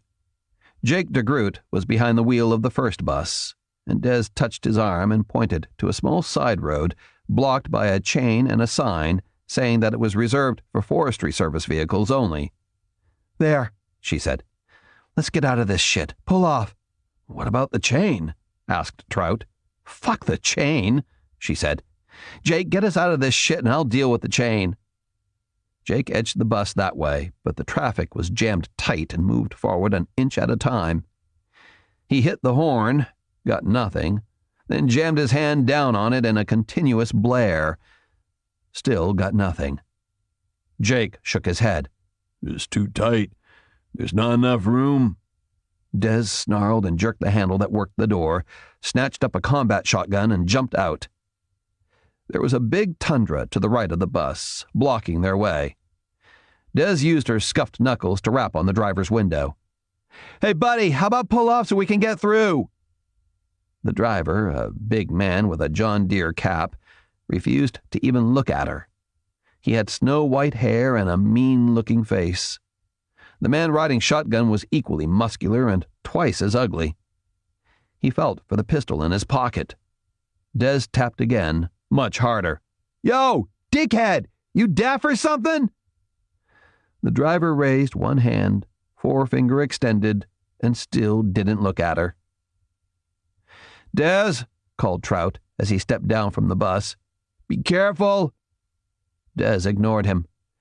With a grunt of angry effort, she slammed the shotgun stock into the driver's window. It imploded, showering the driver and the man in the passenger seat with safety glass. That did it. Both doors opened and the two men got out. "The fuck you think you're doing, you cunt?" That was as far as he got before Des Fox hit him across the face with the rifle stock. The blow ripped a bloody gash in the man's jaw and whipped his head around so hard that he spun into the side of the tundra. His forehead hit the open door frame and he dropped right onto his kneecaps. The other man came running around the car, fists raised to smash Des. Billy Trout shoved the barrel of his borrowed pistol into the man's ear. "Touch her, and I'll blow your fucking head off," he said. He heard himself speak the words, felt his mouth say them, and he did not recognize the voice. It was him, and it wasn't. There was such cold honesty there, and in that moment he knew that he would, if he had to, shoot this man. It sickened him to realize that he had come to this point. But it made him feel stronger, too. For maybe the first time since this thing started. His arm was out straight, the gun in his fist, and it was rock steady. Des turned and saw the gun and then looked at him. Into his eyes. A tiny smile flickered across her lips. There and gone. To the passenger, Des said, "You're going to help your butt buddy into your car, and then you're going to pull off and let us pass. That's not a request. We got a couple of 100 kids in those buses." The man with the gun to his head looked terrified. He licked his lips. "We have to get out, too. I got a kid at home. Barney has 3 kids. We're just trying to get home." Des's eyes stayed hard. "All you had to do was pull over and let us pass. The fuck's wrong with you?" "God, don't touch me," begged the man, shrinking back from her. Please, don't touch me." That's when Trout noticed that no one else had gotten out of their cars. With all of the traffic stalled for so long, somebody should have gotten out. There were always people who viewed traffic jams like this as impromptu tailgate parties. But everywhere he looked, everywhere Des looked, the people were hunched inside their cars, the windows up, eyes wide with fear, faces locked into expressions of desperation. Trout almost laughed at the absurdity of it. These people were fleeing in slow motion. Unwilling to get out of their cars, they sat there, waiting for the traffic to move, maybe praying for it to inch forward, and every single one of them terrified at the thought of contact with the people around them. Who was infected? Was the thing on the radio here? Slow motion panic. It was a brand new concept, and it kept turning over and over in Trout's mind until he couldn't help but laugh. Des shot him an angry, worried look. So did the frightened passenger and the people in the closest cars. The only sound on the whole road was the sound of that laugh. And, without support to prop it up, Trout's laughter slowly collapsed, almost into sobs. But he coughed his throat clear and stepped back until he sat down hard on the entrance step of the bus, the pistol hanging limply from his hand. "Billy," ventured Des. "You okay?" He wanted to explain it to her, to see if she'd laugh too, but he didn't. It would be too much like telling a dirty joke in church. "Don't hurt him," was all he said. The passenger looked from Trout to Des. "Move the car," said Des quietly. The man nodded. He picked up his friend and helped him around to the passenger side, belted him in, closed the door, and came around to the driver's side. While he was doing all of that, Des leaned in and used her palm to brush the glass off the seat. She stepped back to let the man slide in behind the wheel. "I'll lose my place in line," he said. Des shook her head. "No, you won't." She backed away from the car and turned in a slow circle to look through windshields at the other drivers.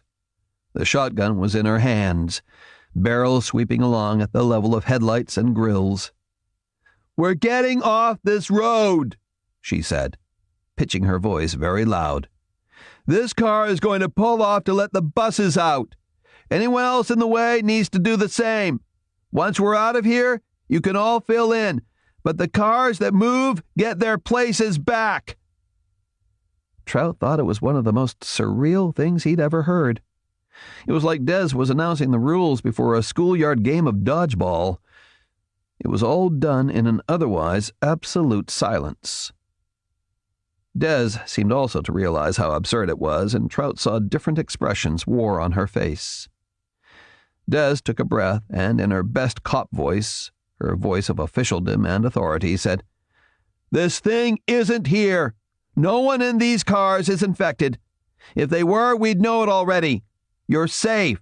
Your families are safe. Stay in your cars, and when the road clears out, keep heading south.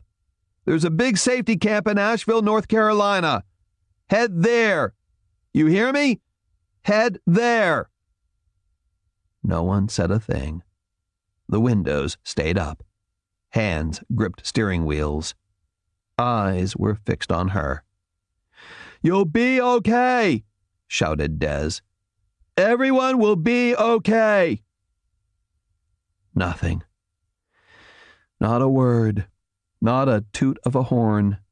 Not even a nod from the watching people. In a quiet voice, Trout said, "Come on, Des. You did what you could." Behind her, the Tundra revved its engines and began a turn between the tightly packed cars. At first, it looked impossible in the nearly bumper-to-bumper crush. Then the car in front of it rolled forward a couple of feet, and the car behind it did the same. Even with that, it was still tight, but the Tundra began the turn. Des walked past it to the Forest Service Road. She swung the shotgun up, aimed it at the lock, and blew it to shiny metal splinters. The chain fell away and the sound of the blast echoed along the road. Trout watched people flinch, but otherwise they sat in their eerie, watchful stillness. The shoulder was blocked with cars, too, but with Des calling directions and banging on hoods with the shotgun, the cars shifted by slow, painful inches forward and at angles until after 10 excruciating minutes there was a lane just big enough for the bus. She waved to Jake, who put it in gear and crept with infinite slowness around the wall of cars on his right. At one point, his bumper scraped the trunk of a VW, but if the driver of the car cared about it, he kept it to himself. Come on, Des said between her teeth as she walked backward, guiding Jake's turn. Trout had gotten out of the bus to watch the other side. The stillness of everything else except the big yellow bus continued to gnaw at his nerves. As the first bus finally cleared the road and rambled through onto the access lane, he realized what it was. Nothing about this fit into any workable scenario for a world he understood. This slow-motion panic, the absolute fear of human contact, the weight of the disaster that pressed down on them, the terror of what might be behind them, all of that was new. Sure, there were corollaries to different elements of it, but as a whole, this was a new thing, a new pattern, and he greatly feared that it was a part of a new world, or perhaps a new world order, a new age of the world. He was sure it was something like that, though his mind rebelled at a specific definition because it all felt too big, too grandiose. Except that it wasn't. It was unprecedented. This was no longer the world he and Des and the children on the bus and the people in these cars knew. Since the release of Lucifer 113, it had become a different world. And in every bad way that mattered, it seemed to him that this new world did not belong to these people, or to any people. This world now belonged to the devil. Maybe it wasn't the biblical devil, he told himself, but he wasn't sure if that distinction even mattered. Lucifer, by any definition, in any form, owned this world now. God help us, he murmured, as the line of buses moved slowly past. He saw the pale faces of terrified children and the blank and vacant eyes of those for whom terror was a minor milestone left behind in a distant country. God help us. But if anyone listened to that prayer, no voice offered even the ghost of a promise to Billy Trout. Chapter 133. Hungry Mother State Park, Southwestern Virginia. They bumped and thumped along the access road for nearly 5 miles until they came to a Forest Service station near the crest of the mountain. There was a small building and a large parking lot with various pieces of heavy equipment, a road grader, flatbeds for hauling down trees, a dump truck piled with gravel. There were no people and no personal cars. Des, Boxer, and Gypsy approached the building, guns up and out, but they found nothing. The door was open, the lights were on, but the station was deserted. Jake led the way, and the buses pulled into the lot and lined up in a row. Somehow Trout found it disturbing that the row was so neat. Each of the adults driving the buses parked in a precise line with the other vehicles. There was something wrong about that, but he couldn't decide what it was. A disconnection from reality, perhaps. He kept it to himself. The last vehicle in the convoy was a flatbed truck they had stolen from a construction site a few miles from Sapphire Foods. Jake had loaded his big bird onto it, and one of the parents helped him and drove the big rig. He parked the rig with the same precision. Maybe they're trying to impose order on chaos, thought Trout. That was probably it. though it felt a bit like tidying the furniture and vacuuming the rugs during a house fire. Trout got off the bus and waited for Des to come out. He watched the parents and teachers begin lining up the kids for trips to the bathroom in the station. Some, those that couldn't wait, were escorted to the tall grass on the far side of the parking lot. Jake, his niece Jenny, and a few of the adults who had guns began fanning out to stand perimeter watch, as if that was something they'd always done, as if that was somehow normal. It is now, he told himself. And that wrenched the knife in his heart another quarter turn. Des came out of the station, looked around for him, then came over, her shoulders slumped, face haggard. "Anything?" he asked. "You were in there a while." "There's a radio," she said. "And?" She simply shook her head. They walked together to the edge of the drop-off. He could barely walk and needed to lean on her for the 70 paces to the bench that offered a beautiful view of the mountains and the sky. On any other day, it would be breathtaking. Down below, the traffic on the highway crawled. "At least it's moving," said Des. "Yeah, there's that." Neither of them could manufacture any convincing optimism. "What did the radio say?" From where they sat, they could hear the sobs of the children and the constant murmur of adult voices as the parents and teachers did everything they could to convince the kids that it was all going to be all right. Trout marveled at how similar a promise sounded to a lie. Or was it all just wishful thinking? Des? She removed the walkie-talkie from her belt and turned up the gain. It babbled at them in a dozen overlapping voices, military and civilian authorities, and even some militia groups whose shortwave signals were breaking into the flow. It was all hysterical, and most of the voices were asking for backup, for relief, for medical attention, for emergency services, for help, for answers. "The radio's the same. No one has any answers," she said. "Most people don't know about Homer or Volker or any of that. All they know is that there's a plague and nobody seems to be able to stop it. There's a lot of bullshit, too. People saying it's the rapture, shit like that. Maybe it's true. Don't start, Billy. Sorry." He bent forward and put his head in his hands. Some of the glass cuts on his scalp and arms hadn't yet been seen to, and he didn't care. Des sat beside him, hollow-eyed and hollow-cheeked, her arms mottled with powder burns, her knuckles as raw and red as her eyes, as she methodically reloaded her pistol and shotgun. Slowly, painfully, Trout raised his head as a flight of 6 fighter jets screamed overhead into the northeast. "Thunderbolts," said Des automatically. "Where do you think they're headed?" "I don't know." She thought about it. "Charleston, maybe?" He nodded. There were more than 100,000 people in Charleston. "Maybe," he corrected himself. He didn't really know if that was true anymore. Des got up and went back to the bus, then returned with a bottle of water, his camera bag, and a map. She set the bag down in front of him. "What's that for?" he asked. "In case you want to use it."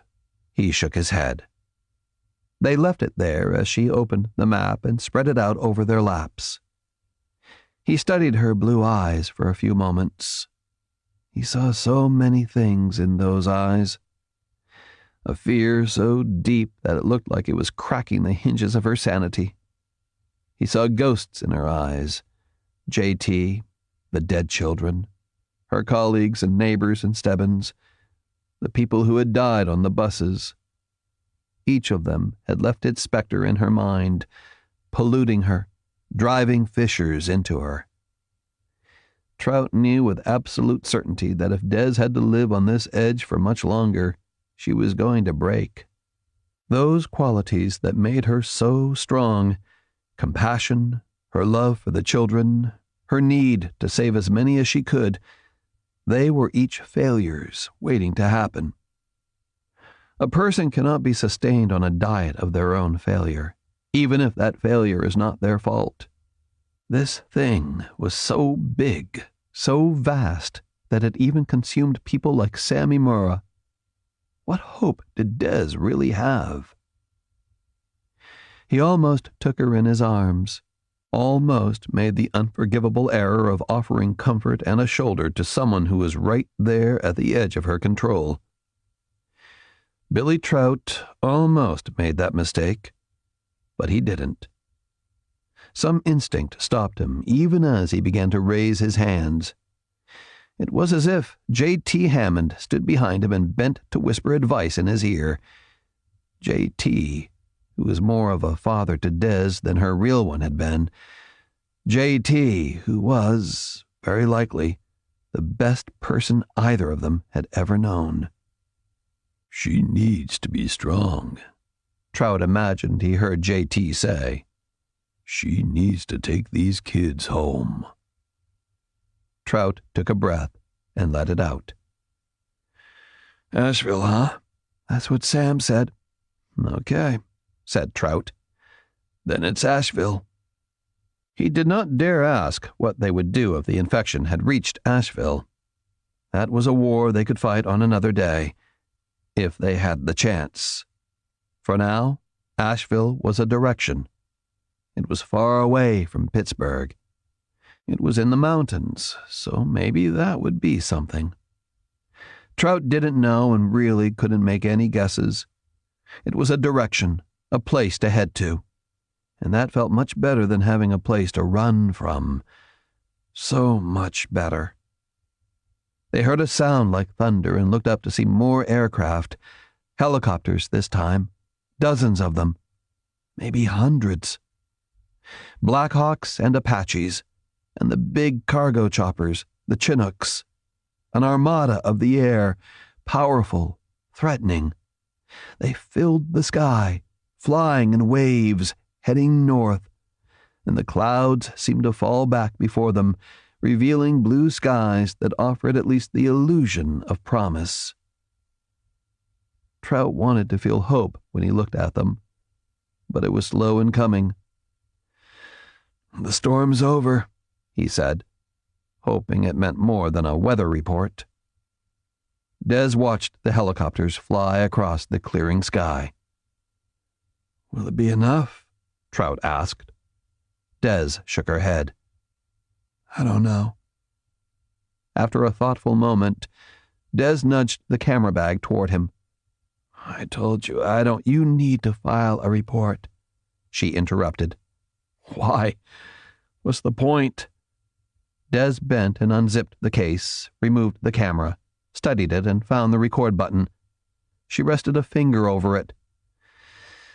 "This isn't everywhere yet," she said. "It's spreading, but it isn't everywhere yet." "I know, but you need to tell people, Billy. You need to keep telling people. You need to tell them everything we know, what it is, how it spreads, how to fight them, everything." "Who's going to listen?" Des shrugged. The drone of the helicopters was fading to a rumor in the sky. "What does it matter? Somebody will. Maybe if all we do is get the word out to a few, that'll matter. Maybe we'll help some people get through this." "We'll get through it." Des smiled faintly and nodded. "And it's on us to help whoever we can, however we can. Everything's going to shit, Billy. We can't be a part of that. We can't be a part of the end. We have to be a part of whatever survives. We have to help people so they know how to fight back.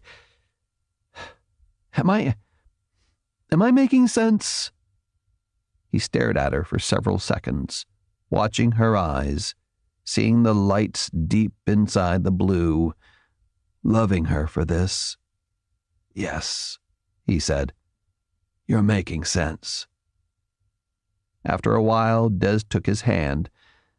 Then Billy Trout reached out and pulled her gently into his arms, not to comfort her. He kissed her with all the heat and hope and love that he had left inside. The kiss she gave back was scalding. When they stopped, gasping and flushed, Trout murmured, "I love you." She said, "Now, Billy? Really? God, you're such a girl." Laughing out loud, she walked back to the bus.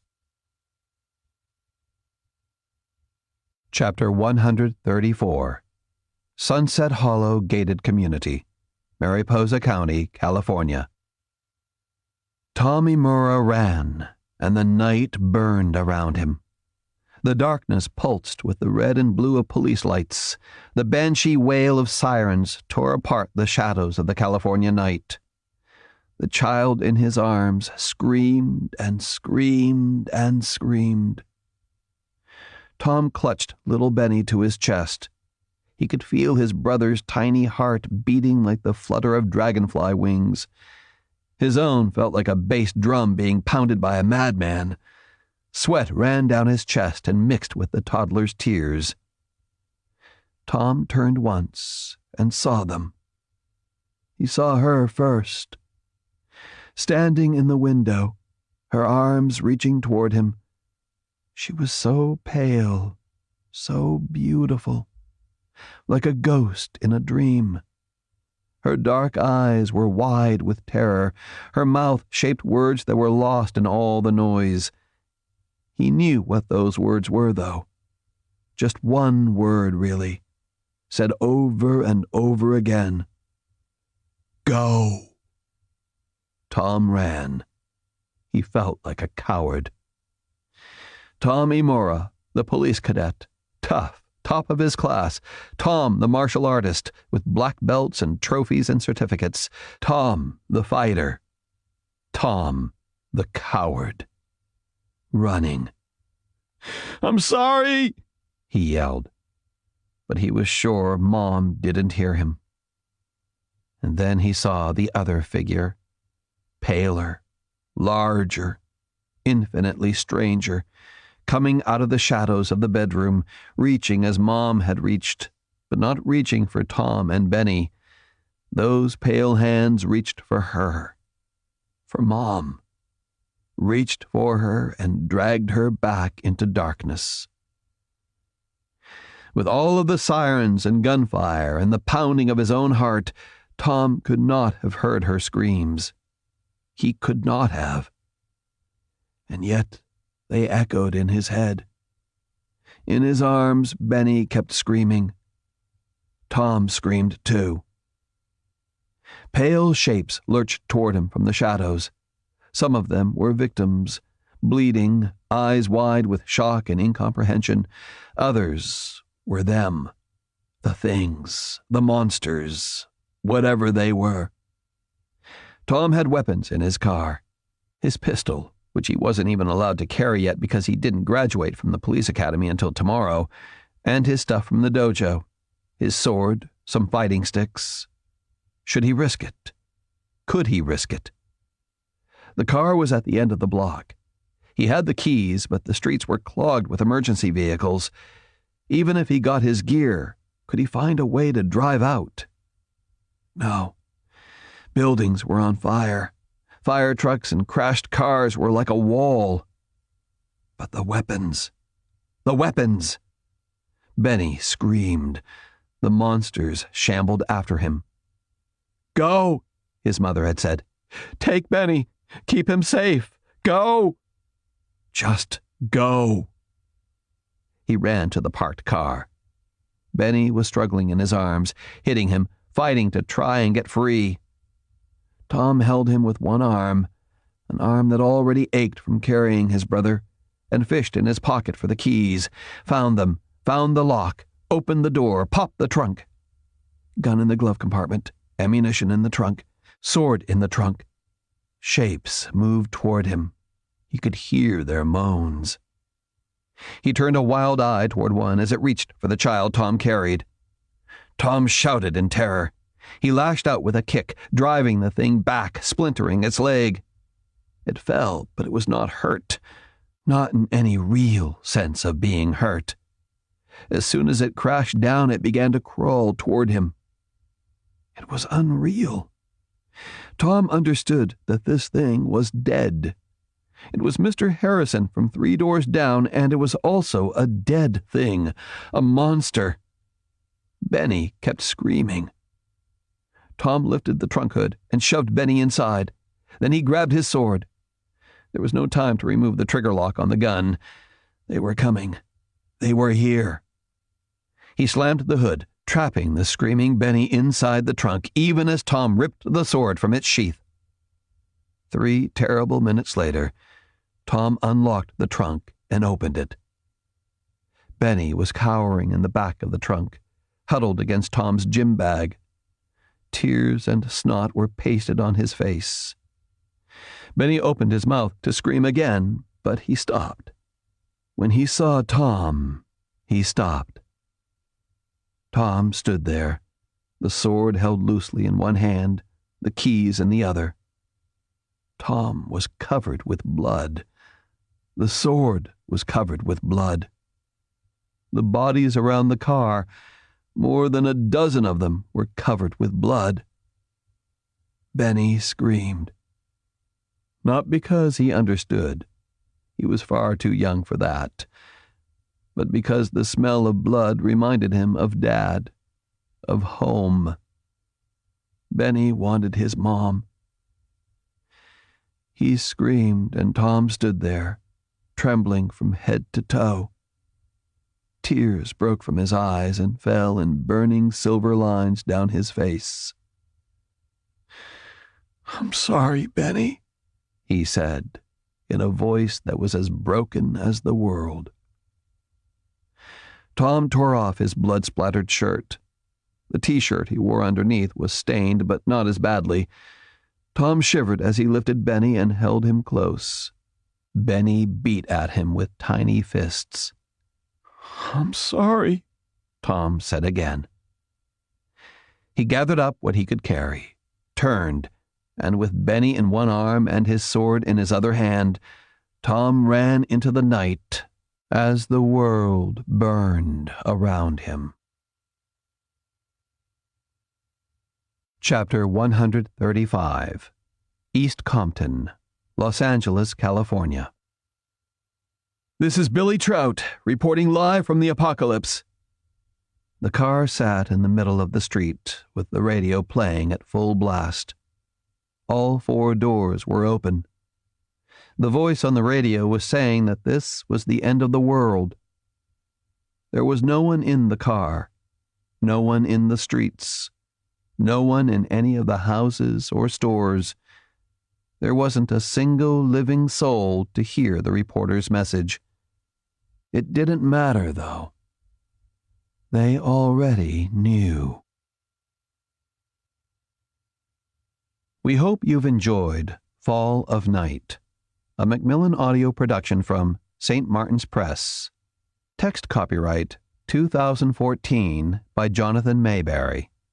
Production copyright 2014 by Macmillan Audio. All rights reserved.